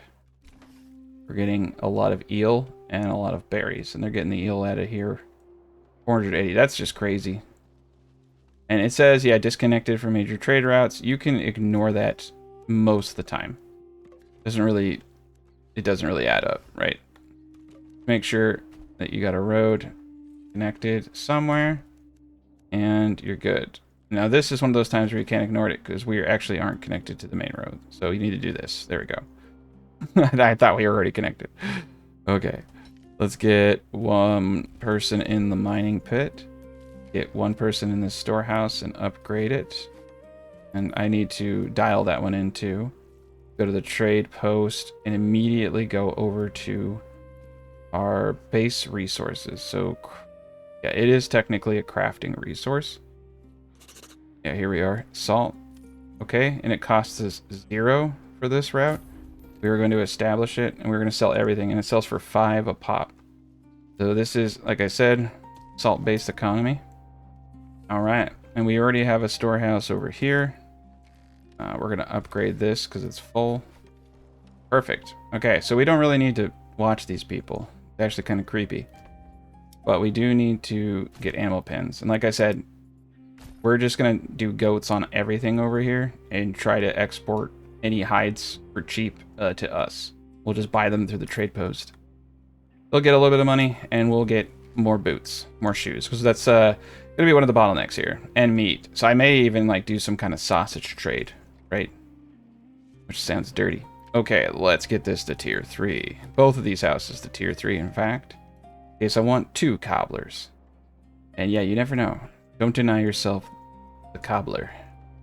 And then over here, both of these need to be tier 3 in order to get the bakery. We're in good shape. We have 6 free families. Boom, boom. Right? Boom, boom. Let's go down the line and assign livestock to each of these. That's going to help us out. We just got 4 more there. I'm going to hold off on these guys here. And that leaves us with 15 free oxen for all of our wood enterprises. Okay. And it's still saying we don't have enough for our sheep, but I know what we do. However, I'm so annoyed by it. Just going to build a pasture real quick. Yeah, we'll get rid of it. Alright, that's okay. We have space for 79. We have 20 pigs, which is quite a bit of pigs. So over here, we need to continue. I mean, we're going to need a lot of meat. You need 3 meat types. So you might think what I'm doing is extreme. It really isn't. We can get hides and stuff from other regions. But importing food is super obnoxious. Like, importing hides to make boots is far easier than importing meat. We have 41 pork, 71 mutton, and 30 carp. I will say, though, that this is going to be a lot of pork. A part of me does wonder, though, if I let's hold off on converting any of these and see if maybe we should do goats. Because a part of me's thinking, I would get a different kind of meat. We need 3 different types of meats. And if we produce just enough pork and just enough mutton, and we need the third, like something else, right? We don't want to overproduce pork. To be fair though, like if you build your population high enough, they will consume a lot of that pork. Okay, so the level 3s are there. Okay, so this is a level 3. And this is going to be our first cobbler. And then over here, we're going to place a family straight into the windmill. And then this is going to be a baker. And then this is also going to be a baker. And we're going to have a huge issue because we don't have enough families. So I'm going to take 2 families out of the farmhouse here because we do need builders. Oh, well, I think we're okay. Well, let's just play it by ear. I'm going to let them do their thing. Okay. Go back over to Go Heap. And Go Heap has some coin. So let's get the carrots going. 21 months worth of fuel, 6 months in food. Go Heap's going to be fine. We don't need to worry about this place. And with the goat meat and the milk the goats give, we should be blowing in the food. But yeah, for sure this place is going to be all about hides. Shoes also sell for quite a bit. And we're going to need a lot of shoes to get every house to tier 4. So this is the bottleneck. It's going to be shoes and meat. And I've played enough to know that now. We're going to get 3 people in the mining pit. We're going to come over to the trade post. So we are going to need to import tools. And I'm going to set a limit of 10. I don't need it. Like, this would be the smart thing to do here because it goes from 1 to 3 and gives us a 200% labor speed increase.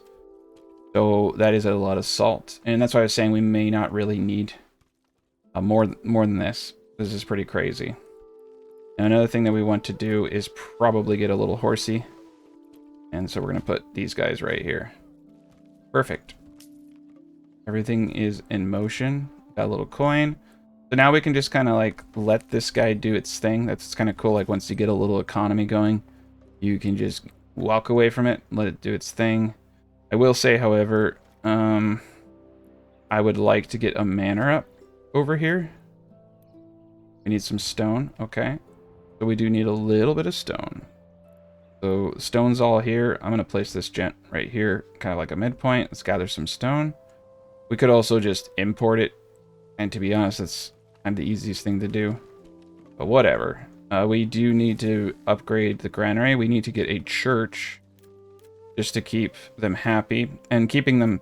What's kind of cool about these towns is you keep them happy and you can tax them more. And then those taxes can offset... Like, your big builds are typically not very profitable. So taxes are assessed on a per family basis, right? So these small towns you can just heavily tax and they can really, really help support these larger communities. And the only reason to build these larger communities is for fun, to be honest. There is not a lot of strategic advantage to it, but it is incredibly fun to do. So we're going to continue. Let's get another spear unit. Get rid of one of the crossbowmen so we have good amounts of everybody. And now we can actually fully fill out our retinue. And we're going to upgrade every single one with armor. I'm hoping at some point to give like a shift function to upgrade all. Okay, we got 25%. I'm going to leave 207 in case I want to hire mercenaries. Speed this up. But we got a pretty strong gang. Now, what I'm actually going to do is leave my retinue over here. If the banditos pop out right here, they'll go into instant burn mode and they'll destroy the whole village. This happened to me once. And ever since then, I've always left my retinue there because I don't have any men that can sally out from here. They have to charge from over here. You just want to be really, really careful. All it takes is one bandito spawn right there, and this whole place is toast. Okay, and then over here, we're gonna go with the goats. Like I said, get some milk. Now, you don't get a whole lot out of these guys, but the whole point of this village is to help out this village. And I'll say, you know, we're making some salt over here. Check it out. It says we have 1,000 food. I see 34 berries. Okay, 145. There we go. A little bit better. Yeah, we have 59 salt. Okay. It's kind of tweaking out. It's jumping between the two cities. And over here, We have 184 clothing. We have 61 shoes. We have 118 ale. I don't even want to fathom everything else. Now we also got our bakeries up. So let's make sure that these are properly assigned. And one is producing wheat. So one wheat flour produces 4 bread. And one is producing rye. And one rye flour producing 2 rye bread. And then the only reason to produce rye bread, in my opinion, is to give yourself a different food type. And also, you need it as a requirement for the tier 4s. So we got 6 free families. Like I said, 2 in each of these. Okay, and that's everybody. And we got more families coming, so that's cool. So 2 in each, that gives us 16. We have 15 plots, so that's perfect. We should be getting our full yields now. Now coming back over here, we decided let's hold off to see if our pork is sufficient, because it might actually, I'm starting to think that goats would be smart. So, but the thing is our population is about to skyrocket. One of the big changes with tier 4 housing is it adds an additional +1. So the tier 4s on a single Burgage Plot go up to a population of 3 now, whereas you only get +1 instead of +2 at tier 3 on your doubles. So a double can go up to 4. So they basically, doubles are the same with an extra step, and now your single plots can get 1 extra person with an extra step. And it's pretty crazy how much food that is when you look at it. And just one of the Marlon Brando Flexo Deluxes Esquires TA800, I don't know. Just one of these is sufficient enough to produce everything that you need, as you can see. And we have 123 bread. Okay, so we're going to the moon. We're basically going to the moon right here. Now, a tier 3 house, as you can see, requires fuel, garments, footwear. Garments are consumed once every 6 months. Footwear is consumed once every year. And we had a bunch. And for some reason, it's saying that we do not have enough veggies, which leads me to believe that our market stall is not proper. So let's put a family here. Here we go. And we need one more in the stuff. Okay, we got some room. I was almost under the impression maybe I should get another storehouse. So let's put one more worker here. I want to make sure that we're getting 100% on our supply and demand. We can definitely do that. We have an upgraded stone church. We have the boozening. Everything is actually really, really good. We have 30 out of 50, which leads me to believe we have 52 plots constructed. Now, that sucks. Okay. We don't want to do that, because the large tavern can only facilitate 50. So I don't want to do that. It's just too much. I'd have to do a whole another tavern. 50 burgage, trust me too, our population is going to explode here. And I think 50 burgage plots is, in my opinion, optimal. So we're going to destroy a few houses. We'll keep 3. Keep 3 down here. This is good. Okay, so this is 50. We have 50 perfect plots. Beautiful. There's a lot of reasons why 50 is the good number. It looks like 40. It would actually be pretty much ideal for the food stalls. So food stalls are now 40 a pop, so that's good too. Yeah. Now we could go up, but then we'd have to get a whole another tavern. I don't want to do that. Okay, and everything is going swimmingly here. Let's see, how many horsies do we have? 2. Let's order ourselves another horsey. Money is starting to really accumulate there. And then over here, we're going to set up our guard in the middle of town. Protect everything. Just going to set them up here. Oh boy, that is a lot of... That's a lot. Okay, let's get some apples going here. So this should be more than enough. And we will get these gents to tier 2. And just these gents. Now, the second thing that we want to do... Ooh, that's not true. Yeah, that is not true. We're going to need a butcher. So, we want to get the sheep going here. And we're going to use the same strategy. Maybe a little bit. We don't really need as much wool. We just need 30 sheep. Okay? 30 sheep is all we're going to shoot for here. We're going to have more clothing than we know what to do with. I guess we should just go to tier 2. My only issue is you need to have an 80% approval in order to get the +1 monies on the tier 2. And I think that that's kind of not worth it. Because I'd prefer to tax them until they're really unhappy and just get boatload of money that way. It's just a personal preference. The trade should be sufficient. Okay, and so what we're also going to need at this juncture is a livestock trader. Oh, here you go. Get that down there. All right, these guys can be tier 2 after all. Yeah, one of these can be our butcher. Okay, if that one's going to be a butcher, we'll do the rest of these guys as goats. And we got some cash here too. We'll also potentially get a few more ox. And most likely a forester would be wise. And that's all that this needs to do. This is literally it. We have 140 salt. We can start buying salt and making sausages. There's a lot of options here. And that's not a bad one. Especially, like, look how rocking our economy is. Okay, so here's what we're going to do. We're going to get up... Ooh. Sorry. We're going to get up another butcher. And we're going to start buying our own salt. This is probably one of the... Like, I remember I told you, meat is hard. So that's another reason why taking that salt region was really, really smart. So down here, we're going to open and import. Now, you need to click this, allow foreign trade. We're not going to allow foreign trade. So if we buy salt from foreign trade, it's 14. If we buy it from ourselves, it's 5. See that? Buy that for 250. Turn off the route. And we're going to import it at all times 40. 40 salt. And we're going to get ourselves... Yeah, we're in good shape.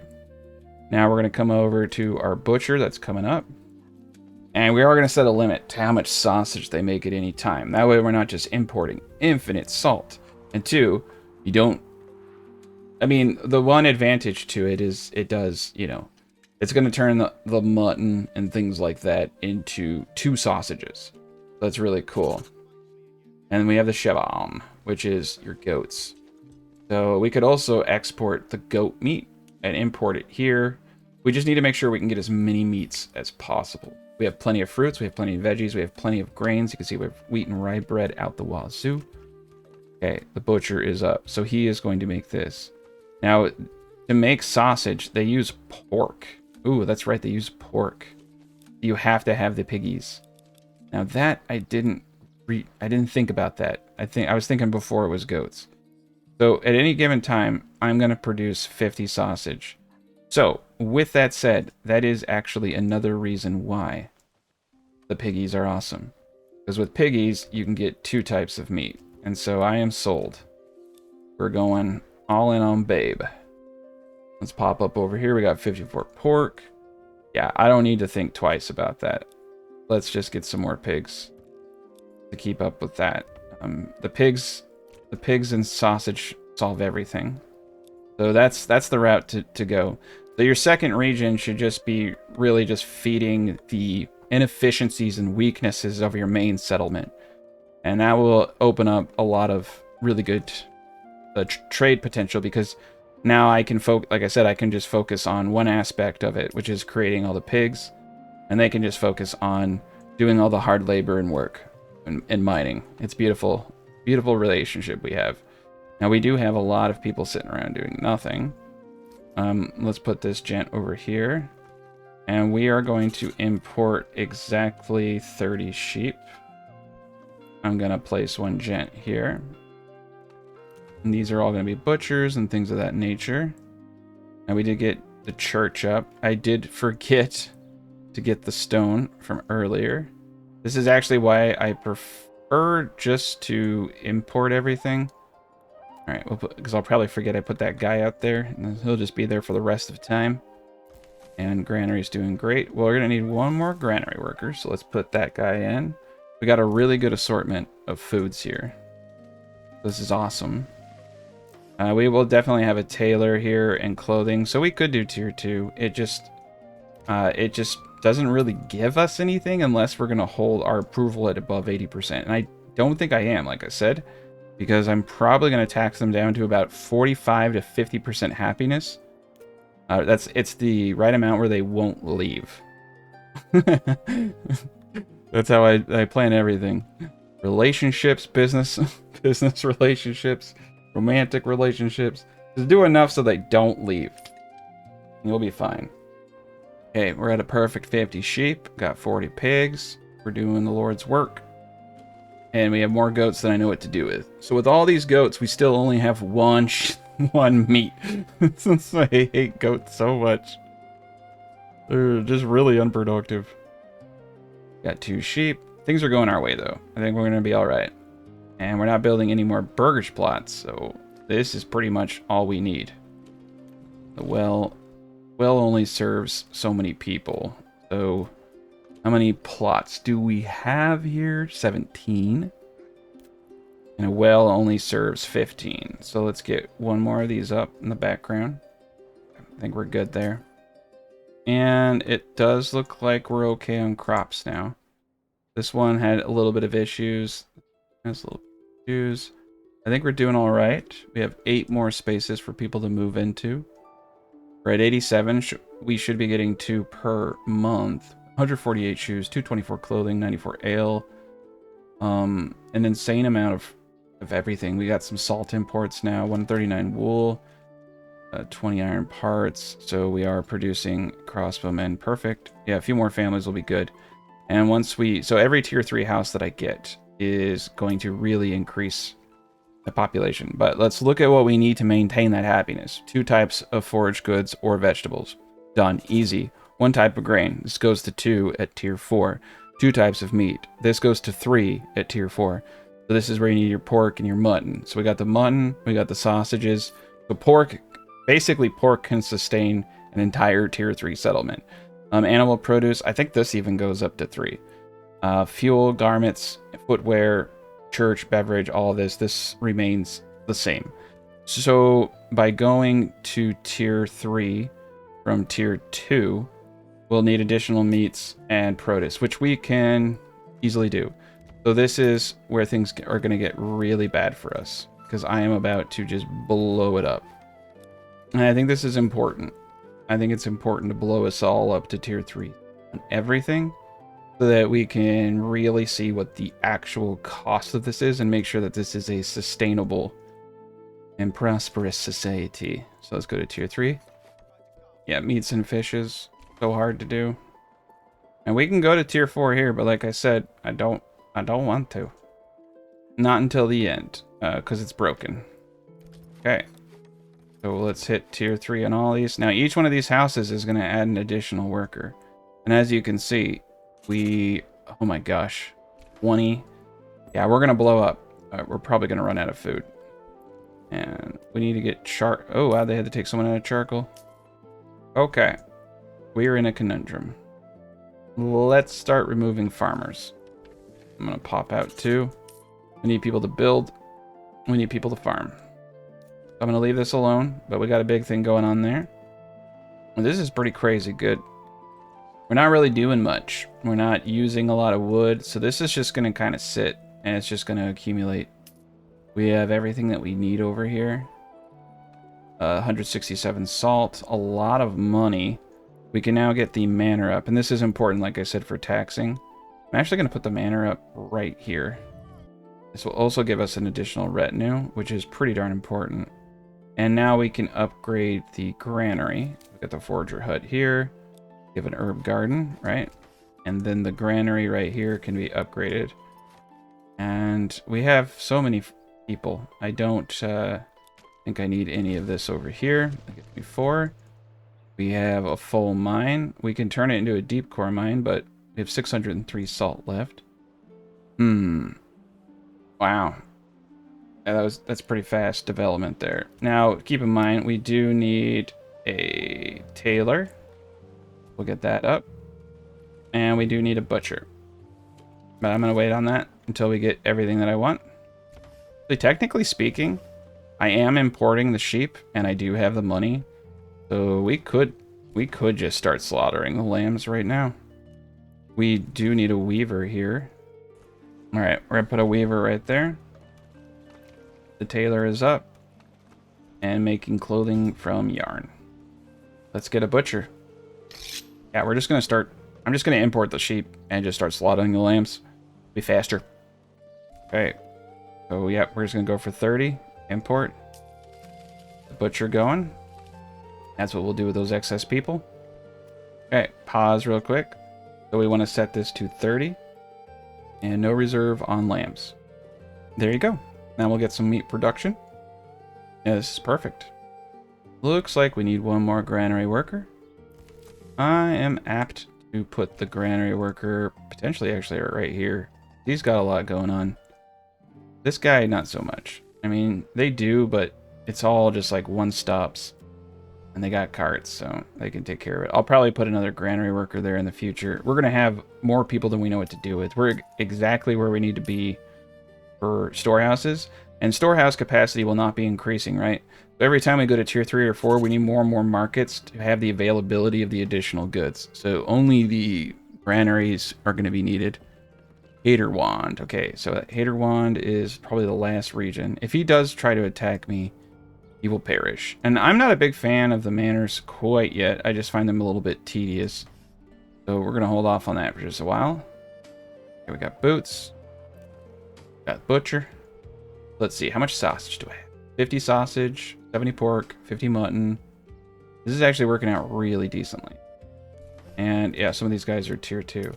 Like I said, the whole point of this is to see, can we get a whole village to tier 4? I mean, I know that I can. I believe in myself. But we are running out of wood. So we need more people. I feel like people aren't humming. We're at 85%. I should be getting lots of families. There we go. Oh, they're moving because they're moving into like the brewer and things. Okay. Yeah, they're moving into these guys. And these are the tier 3 houses, and they're cool. They're cool looking enough. Yeah, but at a minimum, let's get this up. We need to watch our clothing. We may need to stop selling clothing.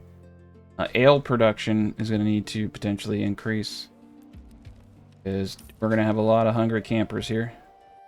This is a lot, though. We're pulling in so much. Now, we could arm people with helms and armors, and I just don't want to do it. I'm cheap. I want to hoard my monies. A lot of it. Now, we could, but we don't need to. We have one of the craziest armies you can get. Okay, so these guys can come back now, because I can hold them off with our other retinue. Now we have this retinue. So now we have 2 full retinue. That's pretty amazing. 2 spears, 2 crossbows. We can pretty much take anything that comes at us. Here we go. Now I don't have to worry about those guys. Right as I put them away. Okay. So they're coming from over here.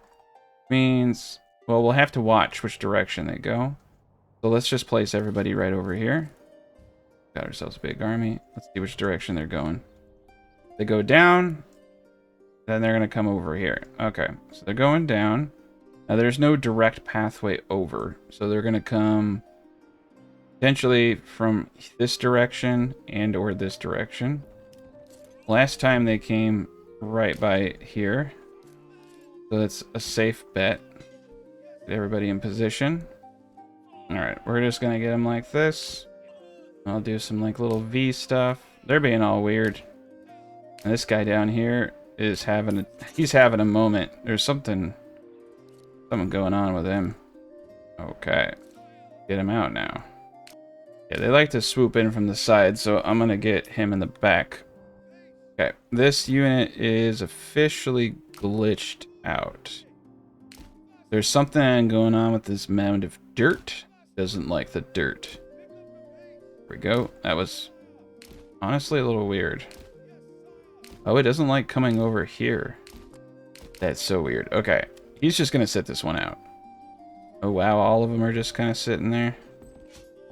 This is so weird. Okay. I'm just gonna let them do their thing. There might be some glitches going on here. I'm gonna have to hop into the village and watch people. Sometimes reloading is all you need to do when you're in those situations. Okay, here they come. Interestingly enough, they have their flamer hats on. So they are also completely glitched out. Interesting. Okay, we're gonna reload. Okay, we have reloaded and they are bugged. This is interesting. Well, while we're out and about, let's go terrorize the neighborhood. There's a bandit camp down here. Okay, so none of my units... Oh, wow. Alright, we'll put that in the town. I'm gonna go to them if I can. I'm getting 60 FPS, but there's something going on with the movement. That's all right. We'll just, we'll just shoot them all. No biggie. Okay, now they're moving. Unglitched. There we go. There we go. Now they're fighting. There we are. Last unit. That was weird, dude. Okay, everyone is gone now. That was very odd. Hopefully my men... Yeah, see that? They're gonna walk all the way around the other way. Oh boy. Okay. I'll have him do that. I'll have him return to his region. And this spot's doing pretty decent, as you can see. Got our butcher set up correctly. We have a tailor. We do have a weaver. Put one in there. There we go. That's going to give us everything. They do want alcohol to go to tier 3. We're not going to do that for them. And we're good. Alright, we have 9 families. I'm going to put 2 in here because there's a lot to move. The storehouse is definitely something I could use a couple more workers too, just to make it easier for them. Let's also get the trade post out to max. Let's order a horsey. We're in good shape there. Let's go back, and we have 7 more families moving in. We're not even close to being done. Okay, and then 2 families here. All right, I'm gonna do this procket because we have 7 moving in. We're above 87%. We're also taxing 10% and meeting the majority of our financial needs.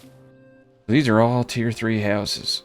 That's crazy. All right, so with the sausage is a must for these big villages. That was something I was missing. We have 98 pork. Okay, and it's only going to continue to go up. That's the main problem. So pig for everything. Yeah, forget the goats. We'll just import the hides. We need as many pigs as possible. Okay. So all these houses need to be tier 2. Like I said, we're really running low on wood. So, how many people do we have doing this? 1? Okay, so 3 people to be working here. That's another problem too, is I'm making a massive assumption that those 6 houses are good ones. Yeah, we need to... Okay. With that said, we need to upgrade as many of these houses to tier 3 as possible to get workers that we can actually assign. And everybody's doing their thing now. This region is doing a lot of things. There we go. We got 73 hide, 309 salt. I like this little town. Quaint. Take a look at what we've been able to produce now at this stage. So I like to look at the last 365 days. So clothing, honey, carrots, cabbage, everything we're purchasing. And we're not making a whole lot of money because we weren't producing a whole lot of coal. We're actually still waiting on a person to move in for that. So losing our coal production really did hurt us, but whatever. The main kicker is our production of everything else. So food-wise, 416 cabbage off of that one plot, 293 carrots, 164 beetroots. So this is about what you can expect from those plots in the long run, and that's about right. That is about right. And production is important. You can see everything is being consumed evenly. Pork is being consumed twice as much because it's being consumed to create the sausage at the rate that sausage is probably being consumed. And then this is being consumed as soon as we get it. Sausages, we produce 154. Apples, pretty good. Mushrooms, and so yeah, this is perfect. And that 61, 62 thing should be corresponding about right. Yeah, it's about right. 76 families. Bad. So anyway, a lot of production, and a lot of production here too. So wool is actually only at 282, and that leads me to believe we need 1 more family, because I know you can hit 500 off 50 sheep. I've done it. Unless they patch that. It's possible they patched it actually. But still 300, more than you need. More than you need. So let's also look. We have 280 clothing, 165 shoes. Ale is actually hurting pretty bad. So yeah, like I said, we need to start trying to get these houses to tier 3. Okay, or this will be our first tier 4 house here. It's a family. That's all that matters. These I don't want to do tier 2s. I want to do tier 3s. We need more people. Because what I need is 2 families in the malt house here. Okay, so we got our first tier 4 house coming up right here. Man, so much money. Crazy. Okay, we have 3 families now. So I'm going to get these guys to tier 2. I need to get them moving. I need to get them procced. That means we have 3 families. Should be working on procuring more wood. Now this is going to increase clothing consumption. And that might be another area I need to work on. Yeah, 2 people. Let's actually just do it. Let's put 2 people in the sheep farm. For 2 families. I want to make sure we're getting everything we can out of these sheep. And it's also possible that we actually have plenty of wool. Yeah, 234 wool. It's the yarn. So it's not the sheep itself. That's the tanner. It's the weaver. So let's put 2 families in there. Okay, everything's going again. Firewood's a little low. We do have people burning a bit more, so let's put 1 more into the woodcutter. We do have someone in the forester here. We do need someone in this forester over here. Now what's cool is they changed the code, so buildings will actually upgrade themselves. The families will work on them. So you don't actually need free people. Let's get another to tier 4. There we go. This is tier 4. Holy cow, that is big. That thing's massive. It's going into the other house. It's so big. Alright, another tier 3. So anytime I can get a new worker, I'm going to take it. I'll take the tier 2s as well. That will increase our passive wealth by quite a bit. It says no builders, but they'll do it. Alright, look at that. We have 4 horses. Doing perfect over here. We need a few more individuals to come in. We have 4 available living spaces, and like I said, don't know if it's for the tier 3 houses that are for production or if it's for the right ones. So we gotta be real careful, and we need to upgrade more houses. We got a lot of money coming in. So let's check out our second region. Now we are getting a lot of salt from over here. Right now, currently we don't need the hides, and we may have gotten completely overkill. We have 313 salt. So this is actually going to become quite the issue. Is most likely we're going to have more salt than I can even process, sell. So we're going to want to get another storehouse up here. You know me, I'm a hoarder. I can get it right here on the other side of the woodcutter. And then livestock trader is doing his thing. See, how many sheep do we have? We have 16 sheep. We're going for 30. Great. Continue to do that in order. And our weaver is going at full speed. 0 wool, 0 yarn, 103 hides. So I can... So what I kind of like is, let's check out what bonuses Go Heap has. So their environment is 49% and 47%. The bark gathering is kind of important. So the yield increase, tannery yield is proportional to this. What's important to note is that you can get extra leather, tannery. So we have 49% over there, and over here, 53. So yeah, we'll send the hides over here. We have just a modest amount. It also will be cheaper. And there's a % chance we can get some extra stuff. So as I said before, let's get all of these houses up. And they're all pigs, except for the 1 goat. But they're all pigs. And 133 pork, 44 sausage. Our population is going to boom. Every time we go from tier 3 to 4, we're increasing it by 1 per Burgage Plot, which is pretty substantial. And as I mentioned previously, you can see that we have 225 in the pantry. But if you go to a tier 4 house, pantry size is not right. It's 50 on a single and 75 on a double. So we're, like I said, we will upgrade these guys to tier 4 at the very end just to fulfill the promise.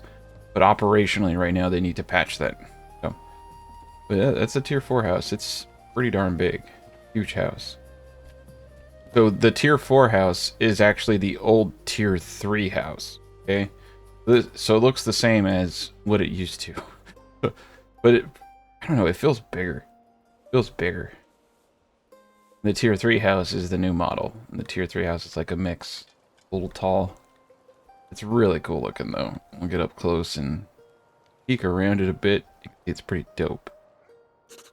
Alright, in the tavern we have, it says 0%. Part of me is wondering, Aye. Okay, so we have 0 barley. And that don't make no sense. Okay, so they are going to town. Getting everything all up. We might need some additional farmers here at some point. I think we'll get back on track here momentarily, though. There we go. That's a lot of barley. We might go through periods where we have 100% ale, and that just may be the way we have to deal with it. But we will eventually get everything to tier 4. Another thing, as you notice, is that tier 4, we are meeting all the requirements except for ale. So we have sausage, we have mutton from the sheep, and pork. So between sheep and all the pork we're producing, we're easily able to maintain all of that. And between producing all 3 types of fruits, we don't need any animal produce. And forage goods, vegetables, we are actually meeting this easily at tier 4. I thought you would need 3 types of veggies, so that's interesting. So fruits are actually more important to hit the 3 tiers than veggies. You can only hit 2 of them if you want. Fuel, of course, charcoal, and both levels of Jesus there. We got the shoes. We come up top, we have 166 shoes, 173 clothing, 174 clothing. Clothing is actually decreasing quite rapidly. So we're going to stop trading it. I'm trading anything over 150. Let's not stop trading it, but let's get real. Let's say anything over 300. I think that's fair.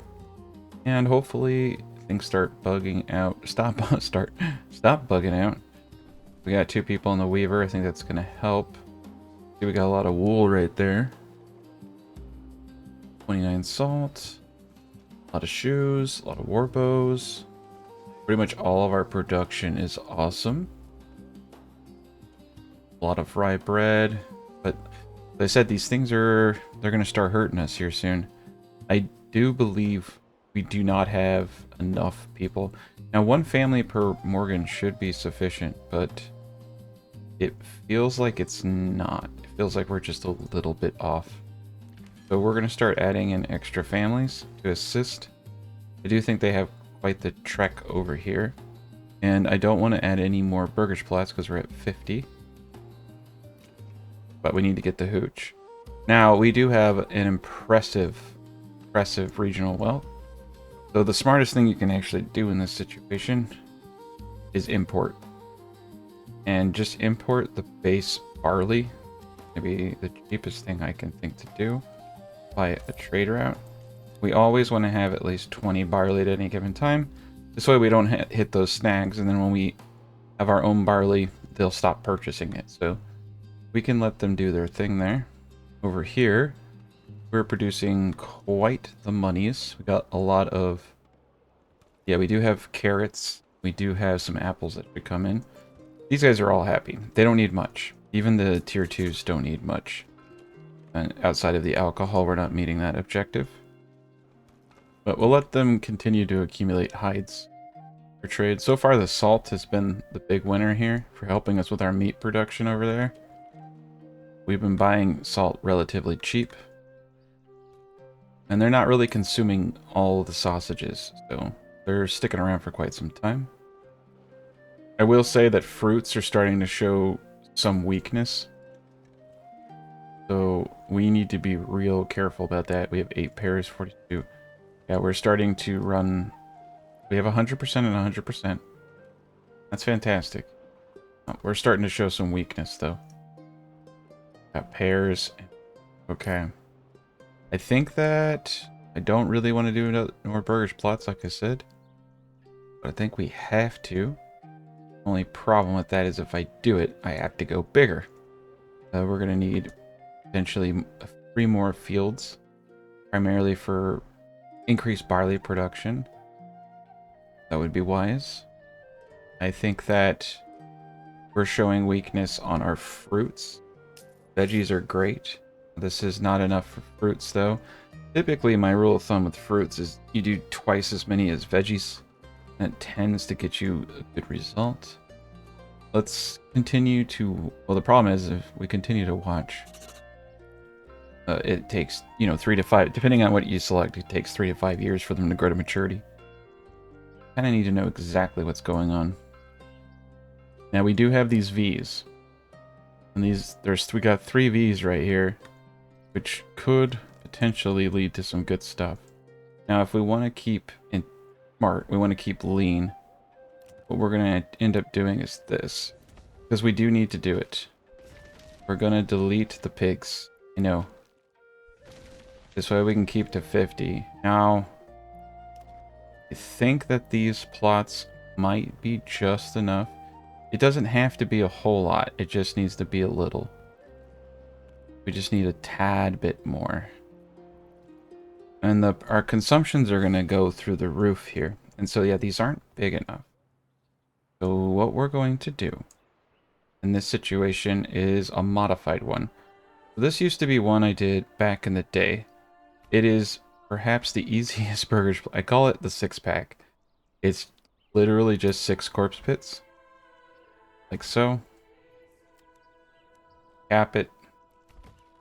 And you go like this. This has been kind of my dead to right apple plot that you can do.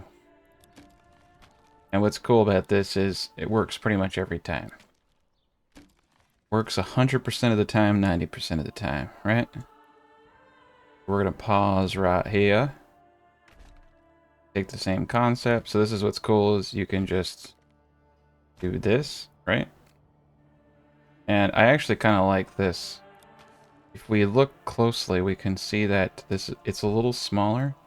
But I do like the concept of lining these things up. So let's just keep the rhythm, right? We'll take that. These will just be choose your own adventure plots, alright? See if we can get away with it. I don't know if we can. This one's going to be interesting. The square. Oh, wow. Actually, not that bad. 910%. Now, we can afford this. We're very wealthy. This will give us more than we need, which is honestly with the population where we need to be. And I can already tell that it's the fruits are failing. They're just not big enough. Do it. And this looks cool. It all lines up together. Alright. So that will put us at 50. We have 3 homeless families. Alright. Now, another thing that I would like to do, because we are showing weakness on the hooch, is to take a peek and see. We do have good barley fertility right here and here, over here, but primarily right here. So we're going to do 2 giant plots. 1.9 is far too many. 0.9 is kind of it. It's yellow here. Got some good spots all over, man. Okay, let's just 1.4. This is a good mark right here. And I think just adding into the mix one more little sector here. I think this is going to help us out. Doesn't have to be big. Do wheat, barley, rye, and we're just going to alternate. They're not going to be the same, right? That way we're growing the exact same amounts of everything every year. Wheat, barley, then rye, and the third. Here we go. This will just help us out a little bit, because we do have an extra ox cart or 2 that can help out over there. I'm feeling better already. And let's get some more families. The farmhouse is here. I'll leave 1 for building. Okay, so these gents are out, so we want to expand them as quickly as possible. Will give us a little bit more room. It appears we have no more homelessness. Cool. But these will help out tremendously.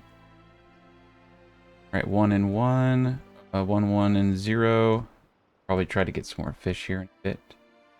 Let's go and see how many fish we actually ended up getting in the resource tab here. Yep. Past 12 months. 135. So we got a little bit more, it looks like. Wheat bread's doing great. Mushrooms doing terrific. 251, 131. Sausages 6. Consumptions you can see are starting to go down the line. And yeah, pork should be pretty equal too. You can see we're producing quite an insane amount of pork, so I think we're good on the pigs. Mutton's at 124 because, again, we're producing 62 sheep a year. Also producing 62 hides. Okay, I think we're in good shape. So we may start exporting wool over here if we clothing issues. Oh, we're not gonna have clothing issues. Okay, cool. We're selling everything over 300 clothing. I think that was a good call. And yeah, we could sell other things, but we don't need to. We're producing quite a bit of money. Now, I do believe we're trying to. Let's get get 10% land tax over here. Now we can start taxing these guys and making money. There's a lot of money on the table over here. And let's see, we have 151 clothing. So this kind of sucks because I definitely want to sell clothes too, and I don't want to saturate the market. We could actually start selling the yarn from over here, and the wool. Wool doesn't sell for too much. All right, let's start selling all clothing over 100 because I think we're gonna have a lot. A little bit more money for us. So we got 3 grand. So yeah, when you just focus on one industry and you have really low costs, sky's the limit. 74%. All right. Yeah, they're doing it. Now we could technically, we have one free person over here. We could technically try to do some barley. You can see they have some of the worst. Wow, this is such a big map too. I can't wait till they allow us to use cider. I feel like we're heavily limited on not being able to use cider. Okay. Well, I think we're doing good over here. Perfect. So now that these bad boys are up, we desperately need to get the apples and everything going. Okay. Speed that up a tick. So far, we've actually been able to get away with just the one granary here. So we're going to do apples here. I'll do the quince here, and I'm going to do pears right there. And thankfully, we have a lot of money, so that was pretty expensive. Through a big water regional well. So there we go. So yeah, honestly, these things, they work well in like theory. They work really well with veggies, but for apples and stuff, boom, big old squares does tend to work pretty decently. You don't have to overthink that one, apparently. So we do have 3 people in the logging camp over here, 0 people there, and that's great. Get another ox. We have 1 available living space, perfect. And so our next objective is to try to get as much malt as possible. We have 287 barley, and that's great. So when we run out of barley, we'll start importing it. That will be our sign. So coming over here.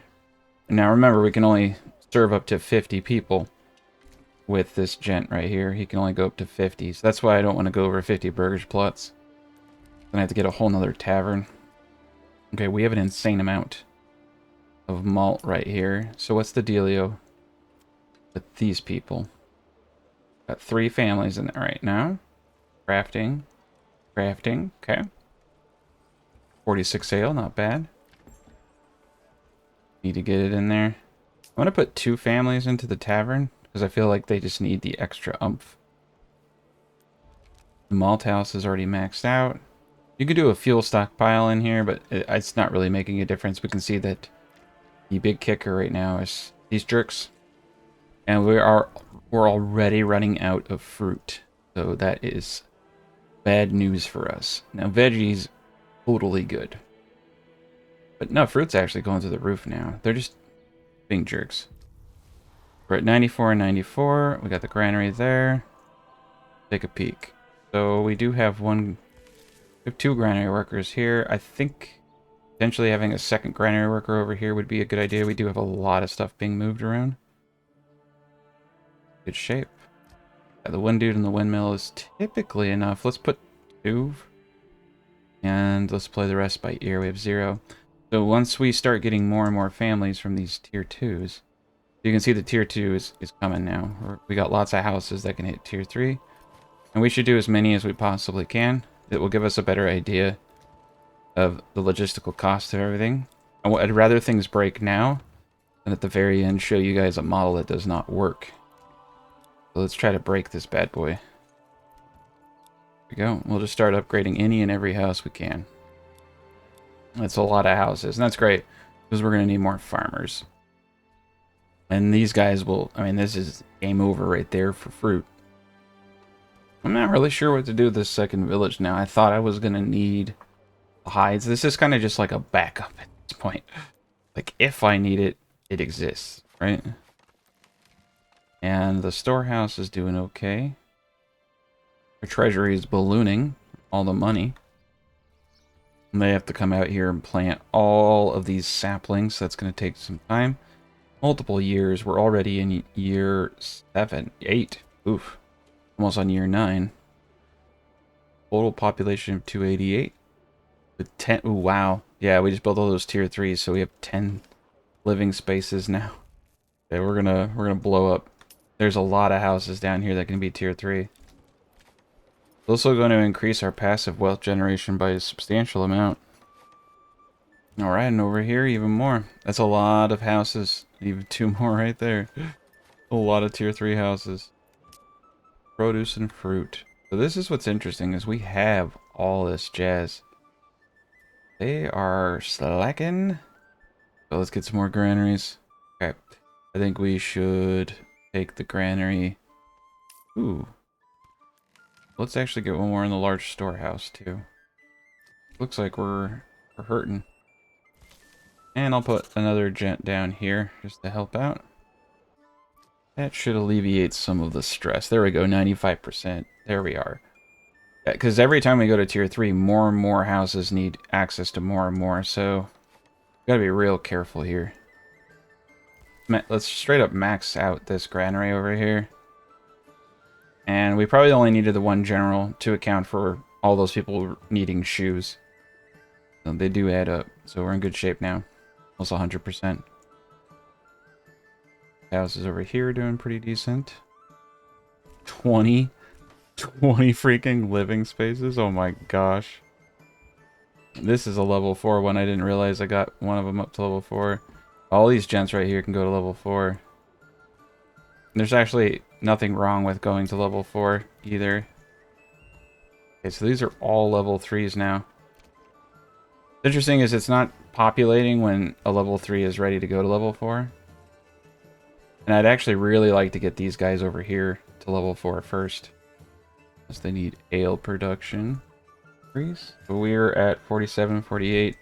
Yeah, let's get these guys. These dudes on the edges. They're the hardest. So we're like a couple ale away from being able to get this. Need to watch the tavern. Let's do an oversupply. Even though it won't hold it anyway, so there's no reason to do it. I think we need a little. Oh, we need more ale. Okay, so let's see what the hubbub is here. Because from my perspective, we have barley, we have malt, but the brewer isn't keeping up. But a level 4 brewer, do it, or are they breaking? You know what I mean? Yeah, they're going through it quick. Going through it real quick. So this piggy going bye-bye. He's going to become a brewer. We're going to need 2 brewers. I think the malt house is keeping up pretty decently. Dang, we got a lot of yarn. Because we got 106 malt. So that's the issue is definitely just the brewers. We'll get there. We'll get there. So, and then tier 4 on these guys, of course. These gents in the back, they're tier 3 or tier 2, so let's get them to tier 3. Perfection. Everything is looking dandy. And now that we're at tier 3 on almost everything. Oof, yeah, we got hit hard. There we go. Tier 4 on one of the bakers. Funny, we actually have the booze now. We're missing on market over here. 7%. We'll get there. That's why you go for your furthest houses first. It gets harder. It gets harder as the game progresses to get everything. We have, according to this, no grains. Wow. We ate it all. That's actually kind of crazy. Well, that tells me that these are some hungry people. But we should get more.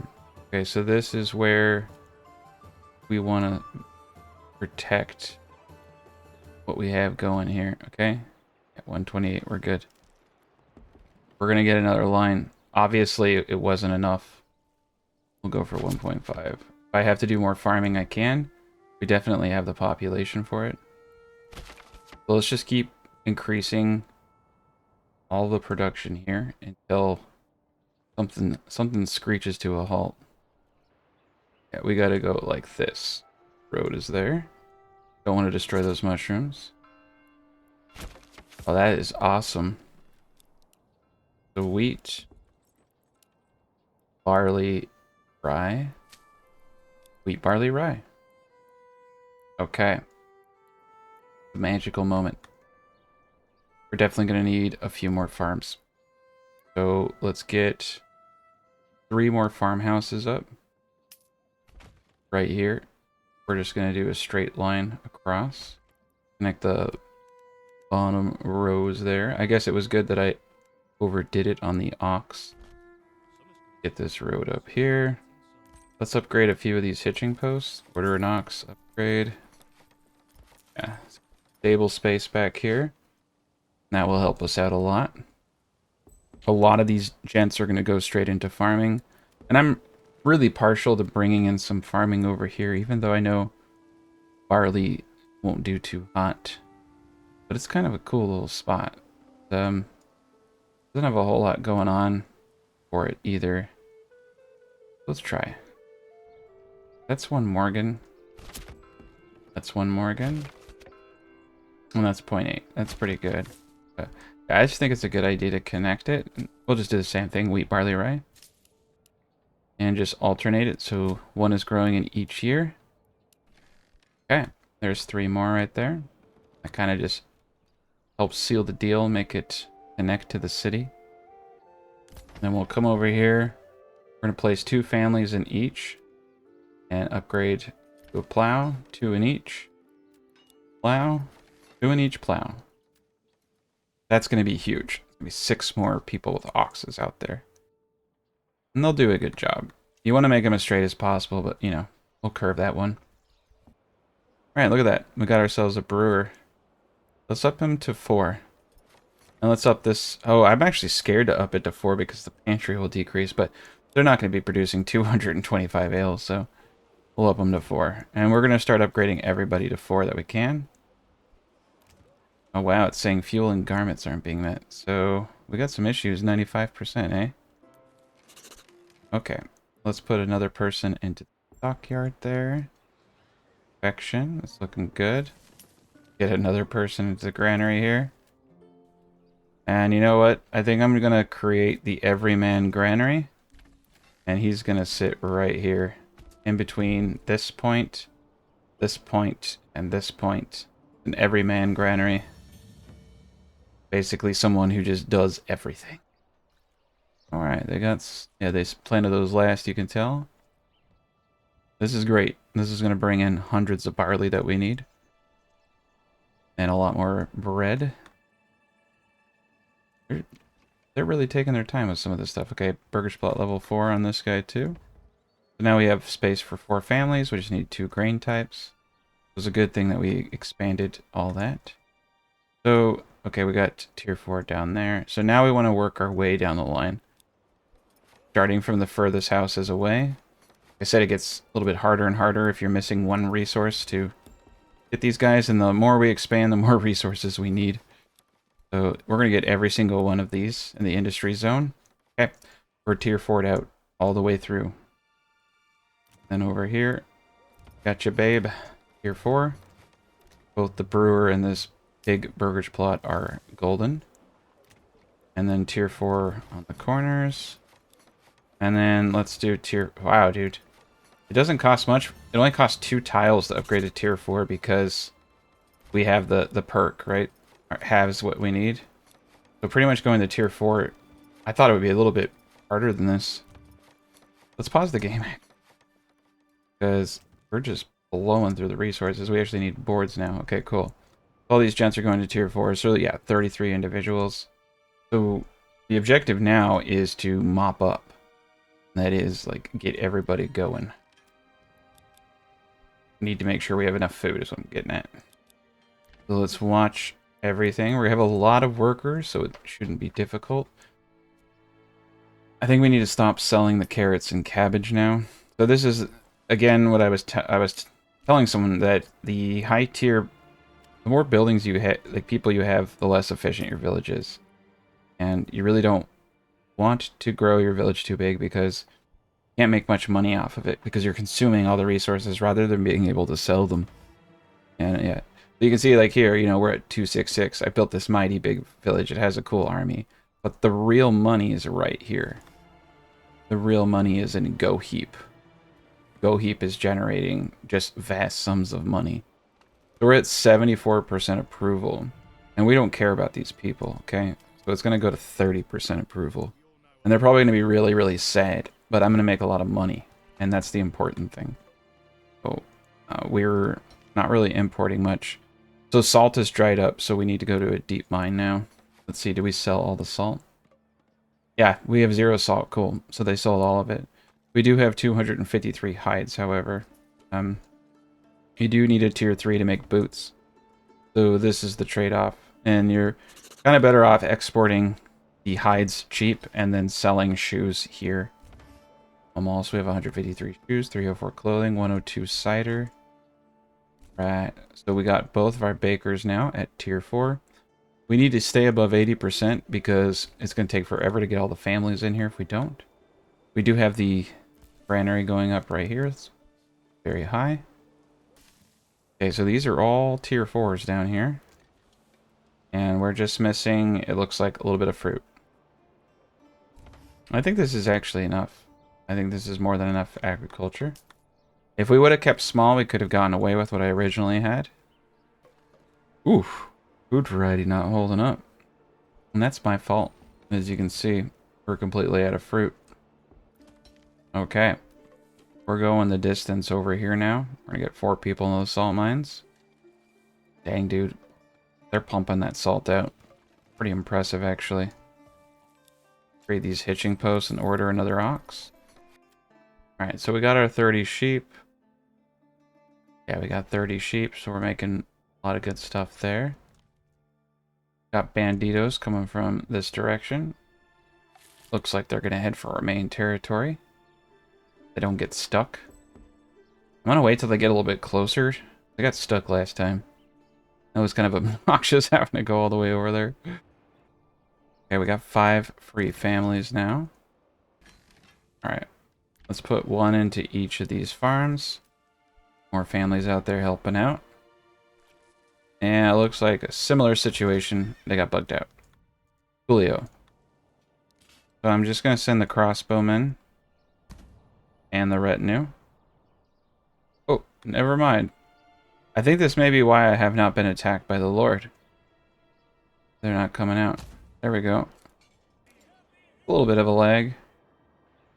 Yeah, so there's certain little areas here that they do not like. This being one of them. Okay, we're gonna run over there and just take them out. They're taking their time. But that does mean we can focus on other things. So we have tier 4 on everybody there. Alright, let's get the rest of these gents as soon as we can. Just need a little bit more grain. Honestly, one of the best ways to fight these guys is to just try to get 1 unit to lead them in. Let's do that, then take them as they try to cross the river. If I can get them to charge at me, which I did. And sit back here and we can fight. Have 1 guy guard the bridge in case they try to get around. This is it. This is where it's at. Pretty much infinite protection for your crossbow units. I don't know where my guys are running to. There we go, we got 1. Right, the rest of these guys are up here chilling. Yeah, there's something going on with these forests or something that are causing massive latency. I'm just going to charge these guys to their death because they're pretty powerful. I'll just get more of them. The pathfinding is presenting too many annoying challenges for me. I'll just replace them. I'm going to send everybody else back home because they can't stand up against a retinue. There we go. Yeah, we lost one retinue and all that. Back home. Kind of crazy is, yeah, all the guys are off fighting wars, so we don't have people working over here. Our bakeries are full. Okay, archers, you're back. Send them home. He's running all the way around. Got him. And yeah, this is the one, the upper region here, so we'll send him back home. There we go. 180 salt. 45 clothing. We definitely need a few more people over here. How many Burgage Plots do we have? 17? I feel like we need a few individuals, simply because I have monies that I want to make. We need people in the trade post, so let's do 3 double Burgage Plots. We'll get us an easy 6 families right there. Let's fill out the entirety of this. Let's get a horse over here. Trading post. Let's make sure we're assigning all the livestock. Okay, perfect. You made it back. All of them. Wow, 6 individuals. And we still have 21 people moving in. So I think our goal here is to just overdo it on farming. Make sure we're getting everything we can. We have 5 free oxen after all the ones we bought for... Oh my gosh. We have so many dedicated to farming. It's kind of scary. Luckily, we don't have too many things going on, but we do need a couple... Well, you know, we have boards that need to be... We need logs going to the sawmaker and all that kind of stuff. Okay, so this is all tier 4. This is almost all tier 4. Need grains. And the bread got full because there's nobody to empty it. There we go. I got the pantry done. Pantry done there as well. Okay, 233 bread. That so weird. Yeah, it says 0 grains, but we definitely have it. So they're having a hard time getting it over there. What happens is we didn't have any bread, and then we had a bunch of it, so that causes issues. Let's get another family over here, though. Okay. The Everyman Granary is going to do everything. Let's upgrade it. I'm just going to be a jack-of-all-trade kind of place. There we go. Now we're getting that bread back. Okay, got another one we can do to tier 4. Getting close. We actually have almost everything. Surprisingly, we are fine on clothing and shoes, it feels like. We have 110 yarn. If anything, we probably need like another tailor. You would hope that 4 or 3 people and a tailor could do it. The two booze productions seems to have done it. Got our ale to sufficient levels. 137 pork, 20 sausage, 19 mutton. The mutton is not a whole lot to keep. Yeah, we're not really keeping up, and it's coming out of winter, so we don't have a lot of fish. You're gonna have your dead season. It's just kind of inevitable. You're gonna have a couple months out of the year where you just can't hit all your objectives because you do need like that local source of meat. The only way we could really do it is if we got mules going and we traded like apples for meat. And that would be the way to do it. You come over here and be like, okay, well you have. They actually don't have a whole lot. 54 mutton isn't a crazy amount. Should actually have a lot more than that. And you can see that the goat meat isn't really that impressive. 19. We have 32 milk. That's kind of impressive. But for how many goats we have, like a whole town, that's not a lot of food. Goats need a buff. And so let's go to this large granary. Let's place 3 families in here, and they're just going to run everything. Help out everywhere they can. That food variety up. Same with the large storehouses. Let's get some more families in here too. Make sure we have as many people running as possible. Alright. Tavern is max. Tier 4, here we come. Looks like a little bit of grain issue holding us back. They're just not able to keep it. But there's another tier 4 there. Oh boy. Tier 4 all around. Tier 4. Tier 4. Oh yeah, there we go. Got that wheat bread going. Well, that's interesting. They don't have fuel. This is kind of what happens when you get really, really big. I'm going to take a road and just kind of loop it like that. I think it might help with some things. We'll see. I don't want to do an L. They can just go straight out. So, I mean, what I could do is, what we're going to do. Let's get rid of fuel over here. Bring the fuel over here because they're having issues. So we're going to make a marketplace just for fuel. And we might as well just bring the clothing over there too, right? Weird, why is it? All this, just all that jazz, just food only. And then over here, opposite. So honestly, the best way to actually do this is to destroy this. I know that seems sacrilegious. We're actually going to move it over here as a food only. A little bigger. Go 47. And we need to disallow these. So food only. Okay. Let people just set up their stalls. We should only see food stalls over here now. That brings it closer to this. It brings it closer to this. And it brings it closer to this guy and this guy. That'll give us a little bit more efficiency because we had nothing going on over here that required it to be that close. So all of our food stalls over here. It will take a bit for them to catch up, right? All of our common goods stalls right here, right next to 2 large storehouses. This will help them keep up with all the consumption. We have 8 months worth of food? That is nuts. We have plenty of vegetables. Okay, so it's just like the fruits and the meats and all that. Like I was saying earlier, meats really do become the bottleneck. Got carp, we got a bunch of mushrooms. Got like 0 wheat. Oh, you know what happened? When I upgraded the bakery? No, it's on wheat. Okay. Something weird's happening. Get 3 people in the windmill. Plenty of wheat. Get a few more families into the farmhouses to help out. Let's make sure we're getting everything. Temporarily, I'm going to turn taxes off on this so we can get above 80% because I actually do need people right now. Bump it out. Yeah, this is looking pretty awesome, actually. I really like it. Okay. Get this to tier 4. Look at that.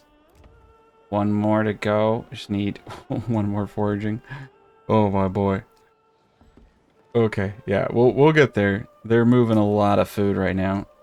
We do have a lot of people, so let's get 2 more. Let's just do it. And you can actually turn off the market stalls and just run pure teams, but I like it this way. Also, granaries, you get the carts and all that jazz. So, okay, we're at 100% on general. They're just, you can still see that they're coming in with just an insane amount of food for these stalls, so we'll let them do their thing. Right now we have no barley, we have no nothing. We have 0. Predicted harvest 0. Oh, they updated it. Look at that. They updated it. See how we're getting, oh yeah, they updated it. Look at the wheat. Oh my gosh. They made, oh my gosh, they updated it. Oh man. Oh boy. Okay, so I gotta go back to the drawing board here. We need a fallow year now. I was wondering what was going on. Alright, I gotta go like back to the drawing board completely here. So we're just gonna alternate. I'm just gonna deselect 1, alternating. That's hilarious. Okay, so I'm glad they did that. I'm really, really glad they did that. I was wondering what was going on. Total collapse of the system. Yeah, so we're just going to go through and eliminate whatever is not there, and it will equal out in the long run. That's hilarious. You can see the barley remained great. So yeah, wheat and rye are now similar fertilities. That's really cool. Well, there you go. They made fallowing actually a reasonable thing to do now. Okay, so it will take us a little. That's why we were getting decreased yields. Now we're gonna have more than I need. It'll take us a bit to catch up there. We'll have to give them a couple of years. All fertility types. Okay. Well, now we have way too many farmers. Or I probably should eat up some more fields. We can afford more fields now because we just took out a third. Okay. So we're going to do wheat and barley. Like that.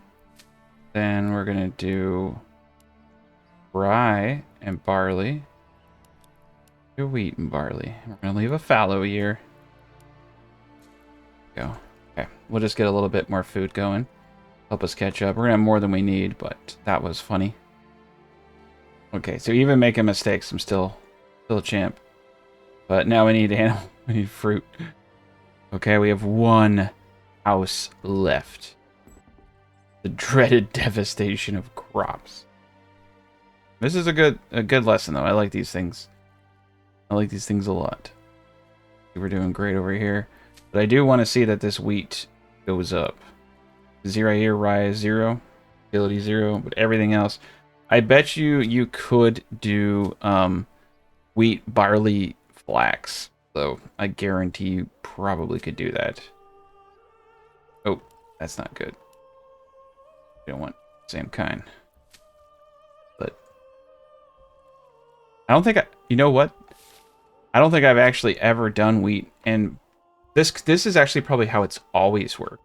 I've always done wheat, barley, fallow. I've just always done it instinctively because I don't want to have that many farmers out. That's interesting. Wow, we have a lot of folk. Let's get another one in there. You know, the one thing I am not going to have them store, though, are crops, malts, and alcohols. They can store, honestly, not even any of the crafting material stuff. Yeah, let's just have them focus on food groups. This is too specific. I don't want them moving it, making it inefficient. Okay, and the chosen one over here, they're doing good. The deep mines, though, they really suck. So yeah, we have 1.2 thousand salt. Just a little bit, right? We got extra fams. Boot that up. Now we can go ahead and get the trade post out to maximum. Trading post is over here behind all these trees. There we go. That will help out a lot. Got 13 free families with 9 more moving in. And it does feel like the 2 brewers were necessary. Okay, look at that. We got the barley growing.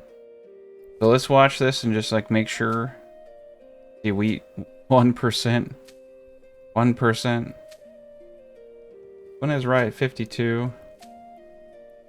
0 and 0. And this should be barley right here. Alright, there we go. Wheat 3%, 2%.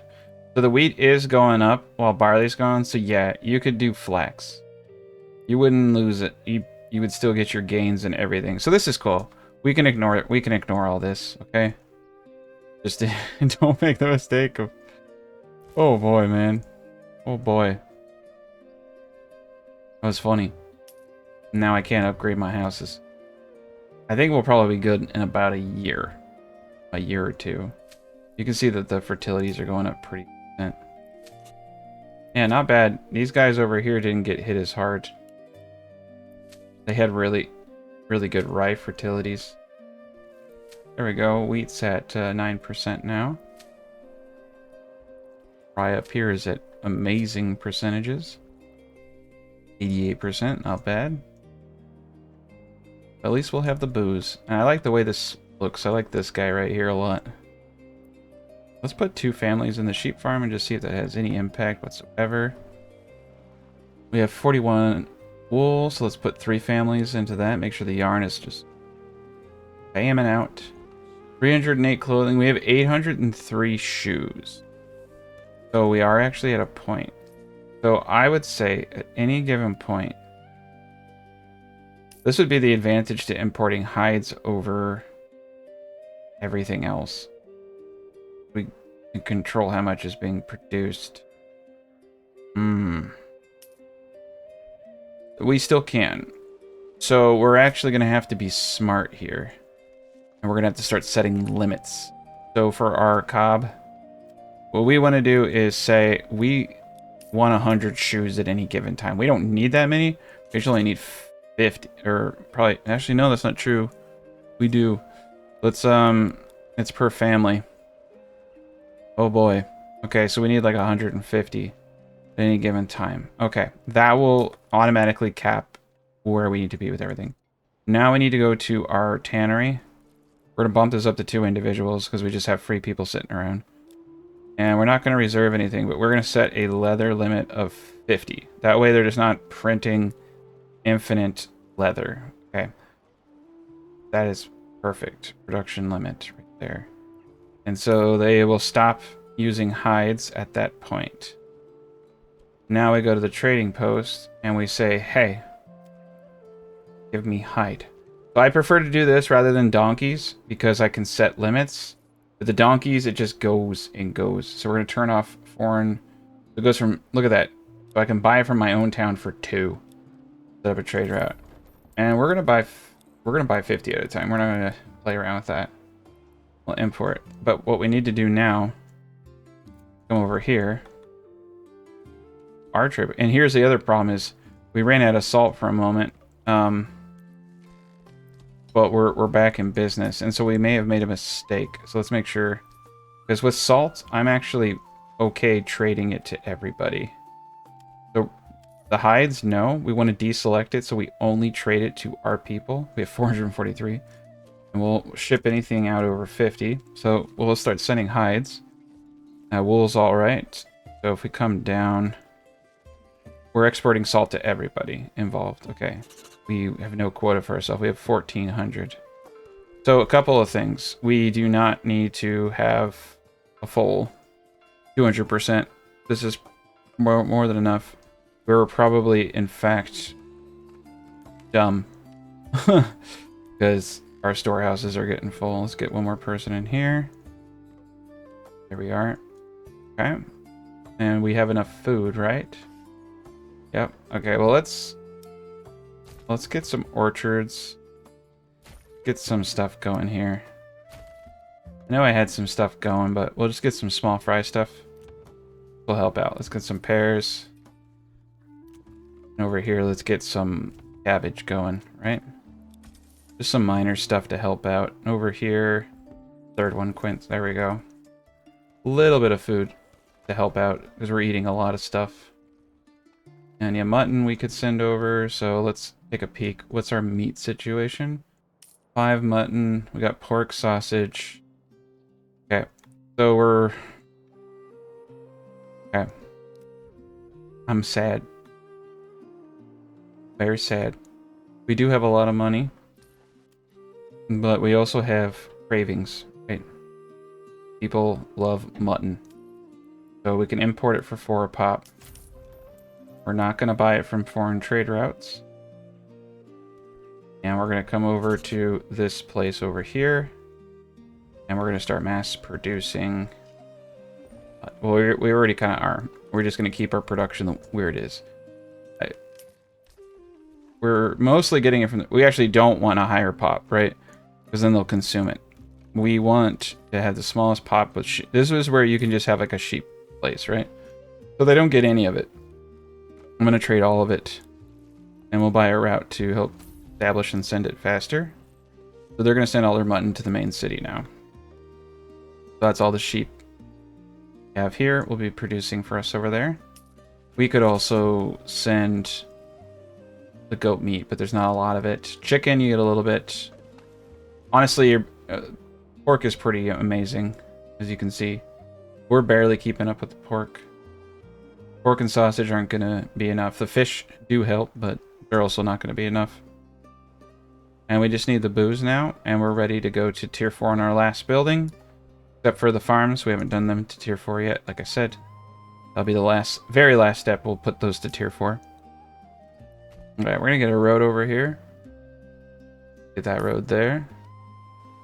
We have 10 out of 5 food types needed available. There are some issues with this patch. Okay, we have a godly amount of people. We're gonna boot up the farms. Just added like 20 families because we just got too many farms right now. Now, if you look, the wheat's already at 34%, down from 0. So just like 1 year, it's getting back up there. So that wasn't too hard to recover from. But what happened is I threw off the equilibrium because I didn't have the wheat bread. It had to consume all the other goods, and that is the benefit of having multiple food sources. It just reduces the consumption of all things equally, right? It takes its place. So it's pretty sweet. And the mutton's going fast. So we got pork and sausage and carp. And that is, yeah, meat and fishes. Going down to the 4s, we got meat and fishes. So good on meats. We need our other bread. And we need a little bit more of this action back here. And that's going to come into play here pretty shortly. So the goal here is that we should have 100% on tier 4. And we'll get there. We definitely need to get more ox, actually.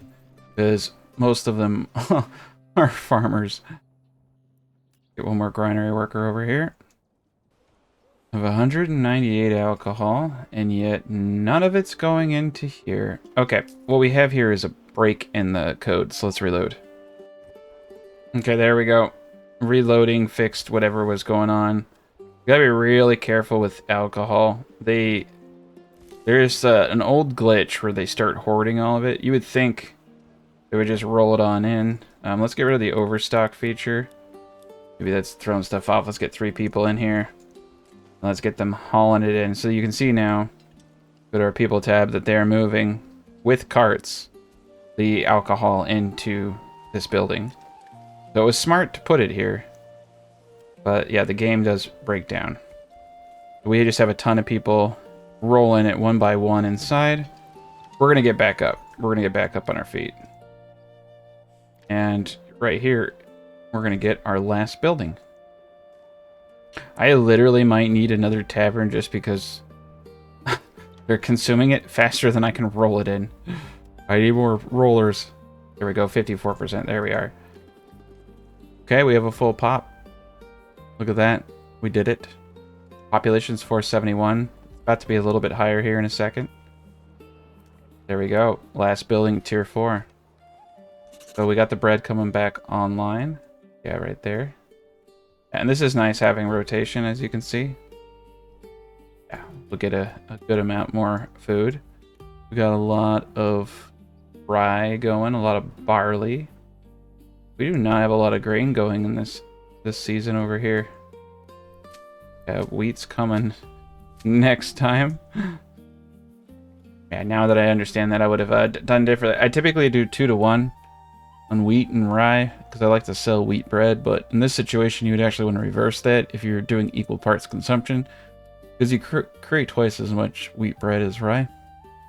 We got the salt incoming. We got one. Yeah, you can see the hides are being imported. Boots are sitting at that perfect 150, clothing at 306. We have a good amount of firewood. Food is, yeah, hit or miss, but we're going to get some more fruit here in a second. And there we are. All tier 4 housing. As far as the eye can see. Nice. And so we need to get the wheats and we need to get the veggies. So those are the 2 things. So we've remedied both situations. We just need to let it come to fruition. And I got rid of way too many wheats. We have like, in this season we have almost all rye going, and the next one we have almost all wheat. But that's okay, kind of actually. It does stay for quite some time. There we are. We're also making very much all the yarn. So clothing is pretty much right where it needs to be. It's at 303. I think our clothing situation is equalized. We could also go and just take... Look, we have 3,500, right? We have 3,500 here. And we're buying meat and all types of stuff. And they should be doing a lot better over here. Is it because... Oh, yeah, it's because of the 30% tax. Oh, boy. Let's put that to 20. Maybe 15,000. But that's what I was talking about. You can just tax the heck out of these people and make a fortune. I mean, we were doing really well there. If we go to our records... We made 10,000 off the salt all time. And in the last 365 days, we made 2,600. So a little over 3 grand, 3,700, selling our wares and just importing tools. So that's what I'm saying. These little towns are where it's at. I'd rather have a little town like this that hires mercenaries when it gets attacked. Like that's the thing they need to improve, honestly. And they are. But I feel like the mercenary system a little bit better. But you could just have a little trade town that doesn't even have a military. But then you have these big cities, and they are just expensive. We're running out of bread. We're running out of pork. Look at that. We're ripping through the pork. And that's another thing, like I was talking about, is that these towns, they just require you to import so much. You have to have something that's making a lot of money. We did manage to get everything up. Okay, let's do it. We're going to get all of our veggies to tier 4 now. There we go. I just upgraded everything to tier 4. Meats and fishes, fruits, grains. We're going to get there. Even if I have to go do another region that just does piggies, which would probably be a good idea. Okay. We have 73 pork. We have plenty of money. 72 pork. We're actually okay on everything. It's the mutton. We're buying all the mutton from the other place. We need to remove their taste for fine things. They can do meat and fishes, and they have fishes here. But they'll consume all things equally, like I told you. So let's pop up here. So 70 mutton. So why are they not trading more of the mutton? I don't have a cap on mutton. I have an unlimited. And they are going to redo all the trade. Come down here and see what's going on. So we're exporting it for 4. And it should be in action here. Get ourselves another horsey. And we need to make sure that we have stables. So let's do that too. We got small stables. Let's upgrade his stables. Horses won't stay at the hitching post. That's the new rule. Got those guys up. Very good. Alright, let's get someone in the forester hut. I just realized that. Oh, did not need to zoom in like that. New mouse I have is a little too powerful. Yeah, I'm really glad we went with pigs. So much in fact that I'm going to destroy this, and I'm going to go pigs on that too. Go. Okay, we got the wheat. We got some issues here. We got some big issues. I need to like totally redo all my farming now. All right, look at that. Tier 4. So yeah, so the second building doesn't upgrade anymore. It's just a single dwelling from now to the end of time, and then you have the tier 3. That's also a kind of a new upgrade, and it's not a big. It's a pretty big house over here, but not all like that. Oh man. Okay, cool. They spawned on this side. So they're going for my small fry town. That's okay.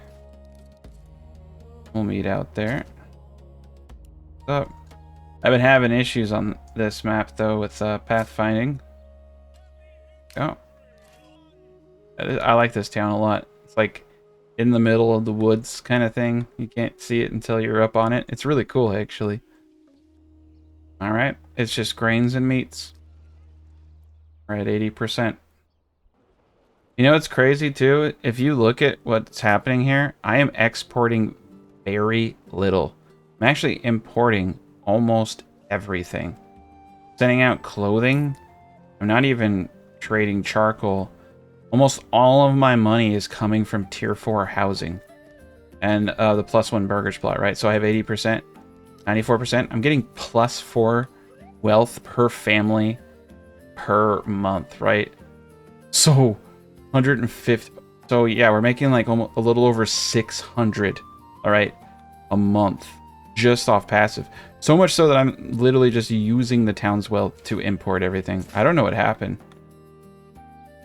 They were right here and now they're gone. I think we're gonna go back home. I'll leave you guys here. I'm going to return these guys to work. I'm gonna come over and try to see if I can find them because I think they glitched out. Put these guys back to work. Possible the Lord came and saved me. I'm hoping that between the two towns, though, I can get everything that I need. But yeah, we still have 71 mutton. It's not being traded. This is actually where the mules come into play. When you have issues with too many trade items. This is the only time that you should use a mule. So let's look at something we have excess of. We do have a massive abundance of rye bread. And so let's come over here. We're going to get ourselves up a pack station. We want to figure out what we're trading. It's going to be the bread. We want it to be as close to that as possible. The donkey will have to walk to the granary where things are stored.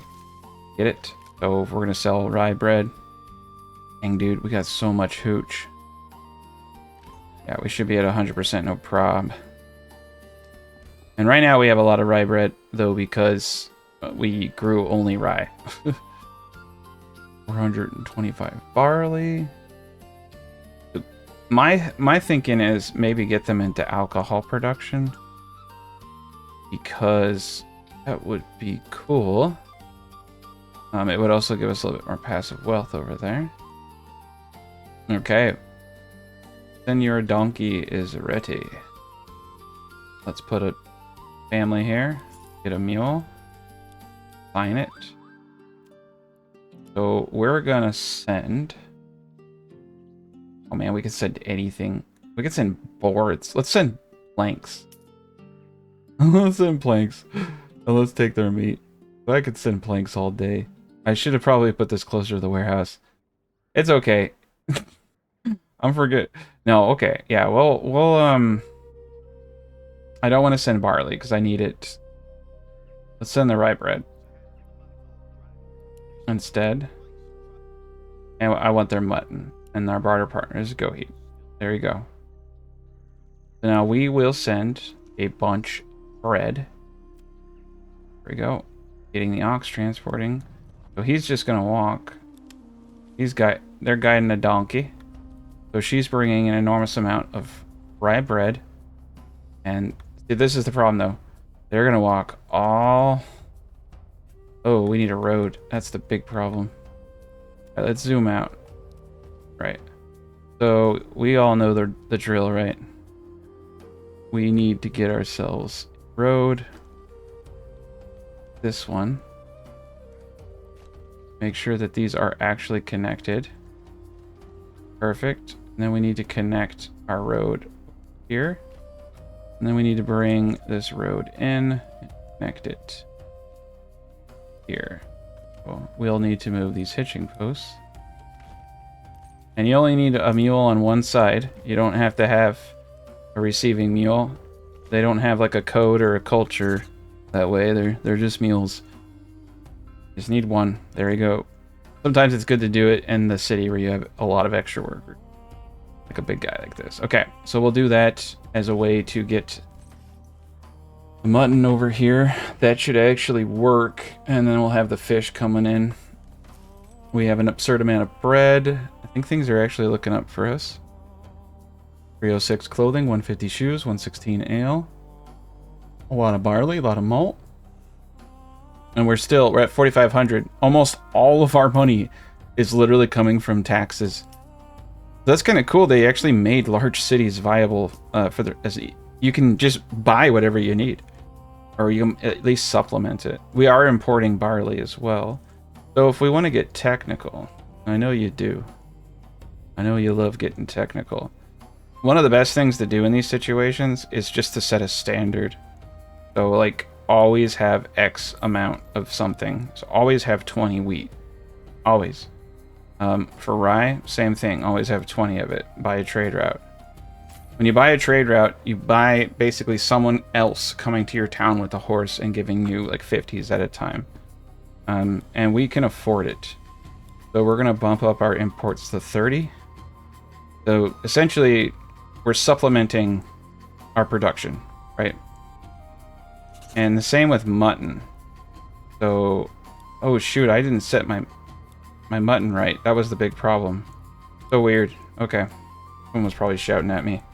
Alright, so we're going to set a quota of 50. And so it's 14 a pop if I order. Oh, wow, we can actually order this stuff. Like a special bread. That's really neat. Look how expensive it is, though. I don't like my people that much. Everything is actually really, really expensive if you buy it from other sources. But the new trading system, you're supposed to be able to corner the market on certain things. But it's just really interesting that almost all of our imports are far in excess of our exports here. And we're just accumulating so much wealth. But you can see, yeah, our pantry sizes are all jacked now, 75. But I think we'll be okay. We just need to be careful. We do have a full granary there. We do have a full granary of people here getting the goods. We should be able to empty these in time. They're not that big.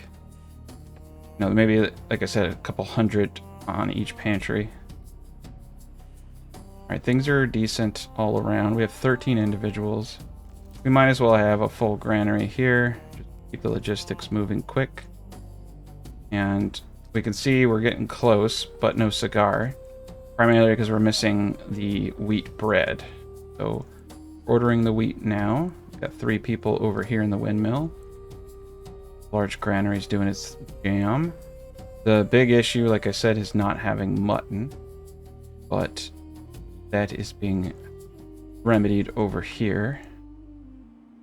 I know some people sell their sheep. I prefer to kill them for the meat. Right, so this one's full. This guy's gonna be full. We need to get another storehouse. We got like salt and all types of stuff. Get him here. Let's pull the road. Like that. Beautiful. Let's get the hitching post up. Well's doing its job. Everything is in harmony here. Infinite salt. At some point, I'm going to have to just stop at the salt because we're at 2.3 thousand. We're going to boot this down to 2 people. I just need to keep the amount of salt we're pushing out coming in. Actually, not even. Literally could probably just go down to 0 people because that's going to take a bajillion years for that. Okay, every pig in the city is doing the Lord's work. Let's get one more pig over here. I almost want to make a little pig town now. Pork's going fast. 449 cabbage. Oh boy. There we go, the wheat bread's coming in. Okay, we've done it. We've done it. There's the wheat bread. And we got the fishes coming in. We've created harmony. Beautiful.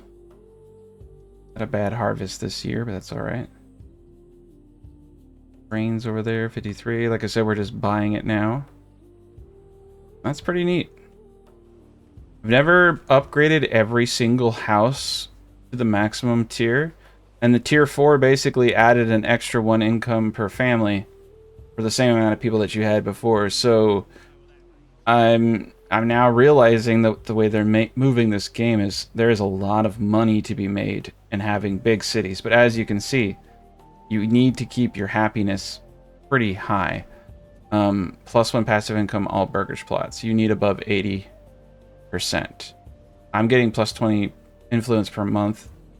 +3 migration at 100%. I didn't know you could get +3 migration. So at 100, that's new.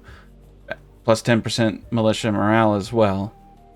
So those are interesting. Passive income, all Burgage levels +1. We're just, yeah, in heaven. So that's the incentive for you to maintain this. And food variety is now 95%. So we're getting really close to having everybody. 96%. So we just need a few more dots and we're there at 100%. There we go, 50 wheat bread, 95 again. The sausage, got the mutton, got the pork, got the carp, got all the veggies. Looks like we're missing a few fruits. That's going to be the kicker. But it's fruit and animal produce, so that's what it is. And these guys aren't fully mature. I'm going to call it here, though. Like, this is, we did it. You know what I mean? This is 100. 100%. 95 is good enough for me. Quite honestly, it's been a bajillion years on this build. But this is it. I think we did a good job. Thank you guys so much for watching. Special shout out to my members and patrons. If you watch this far, what you think about subbing, have a good rest of your night.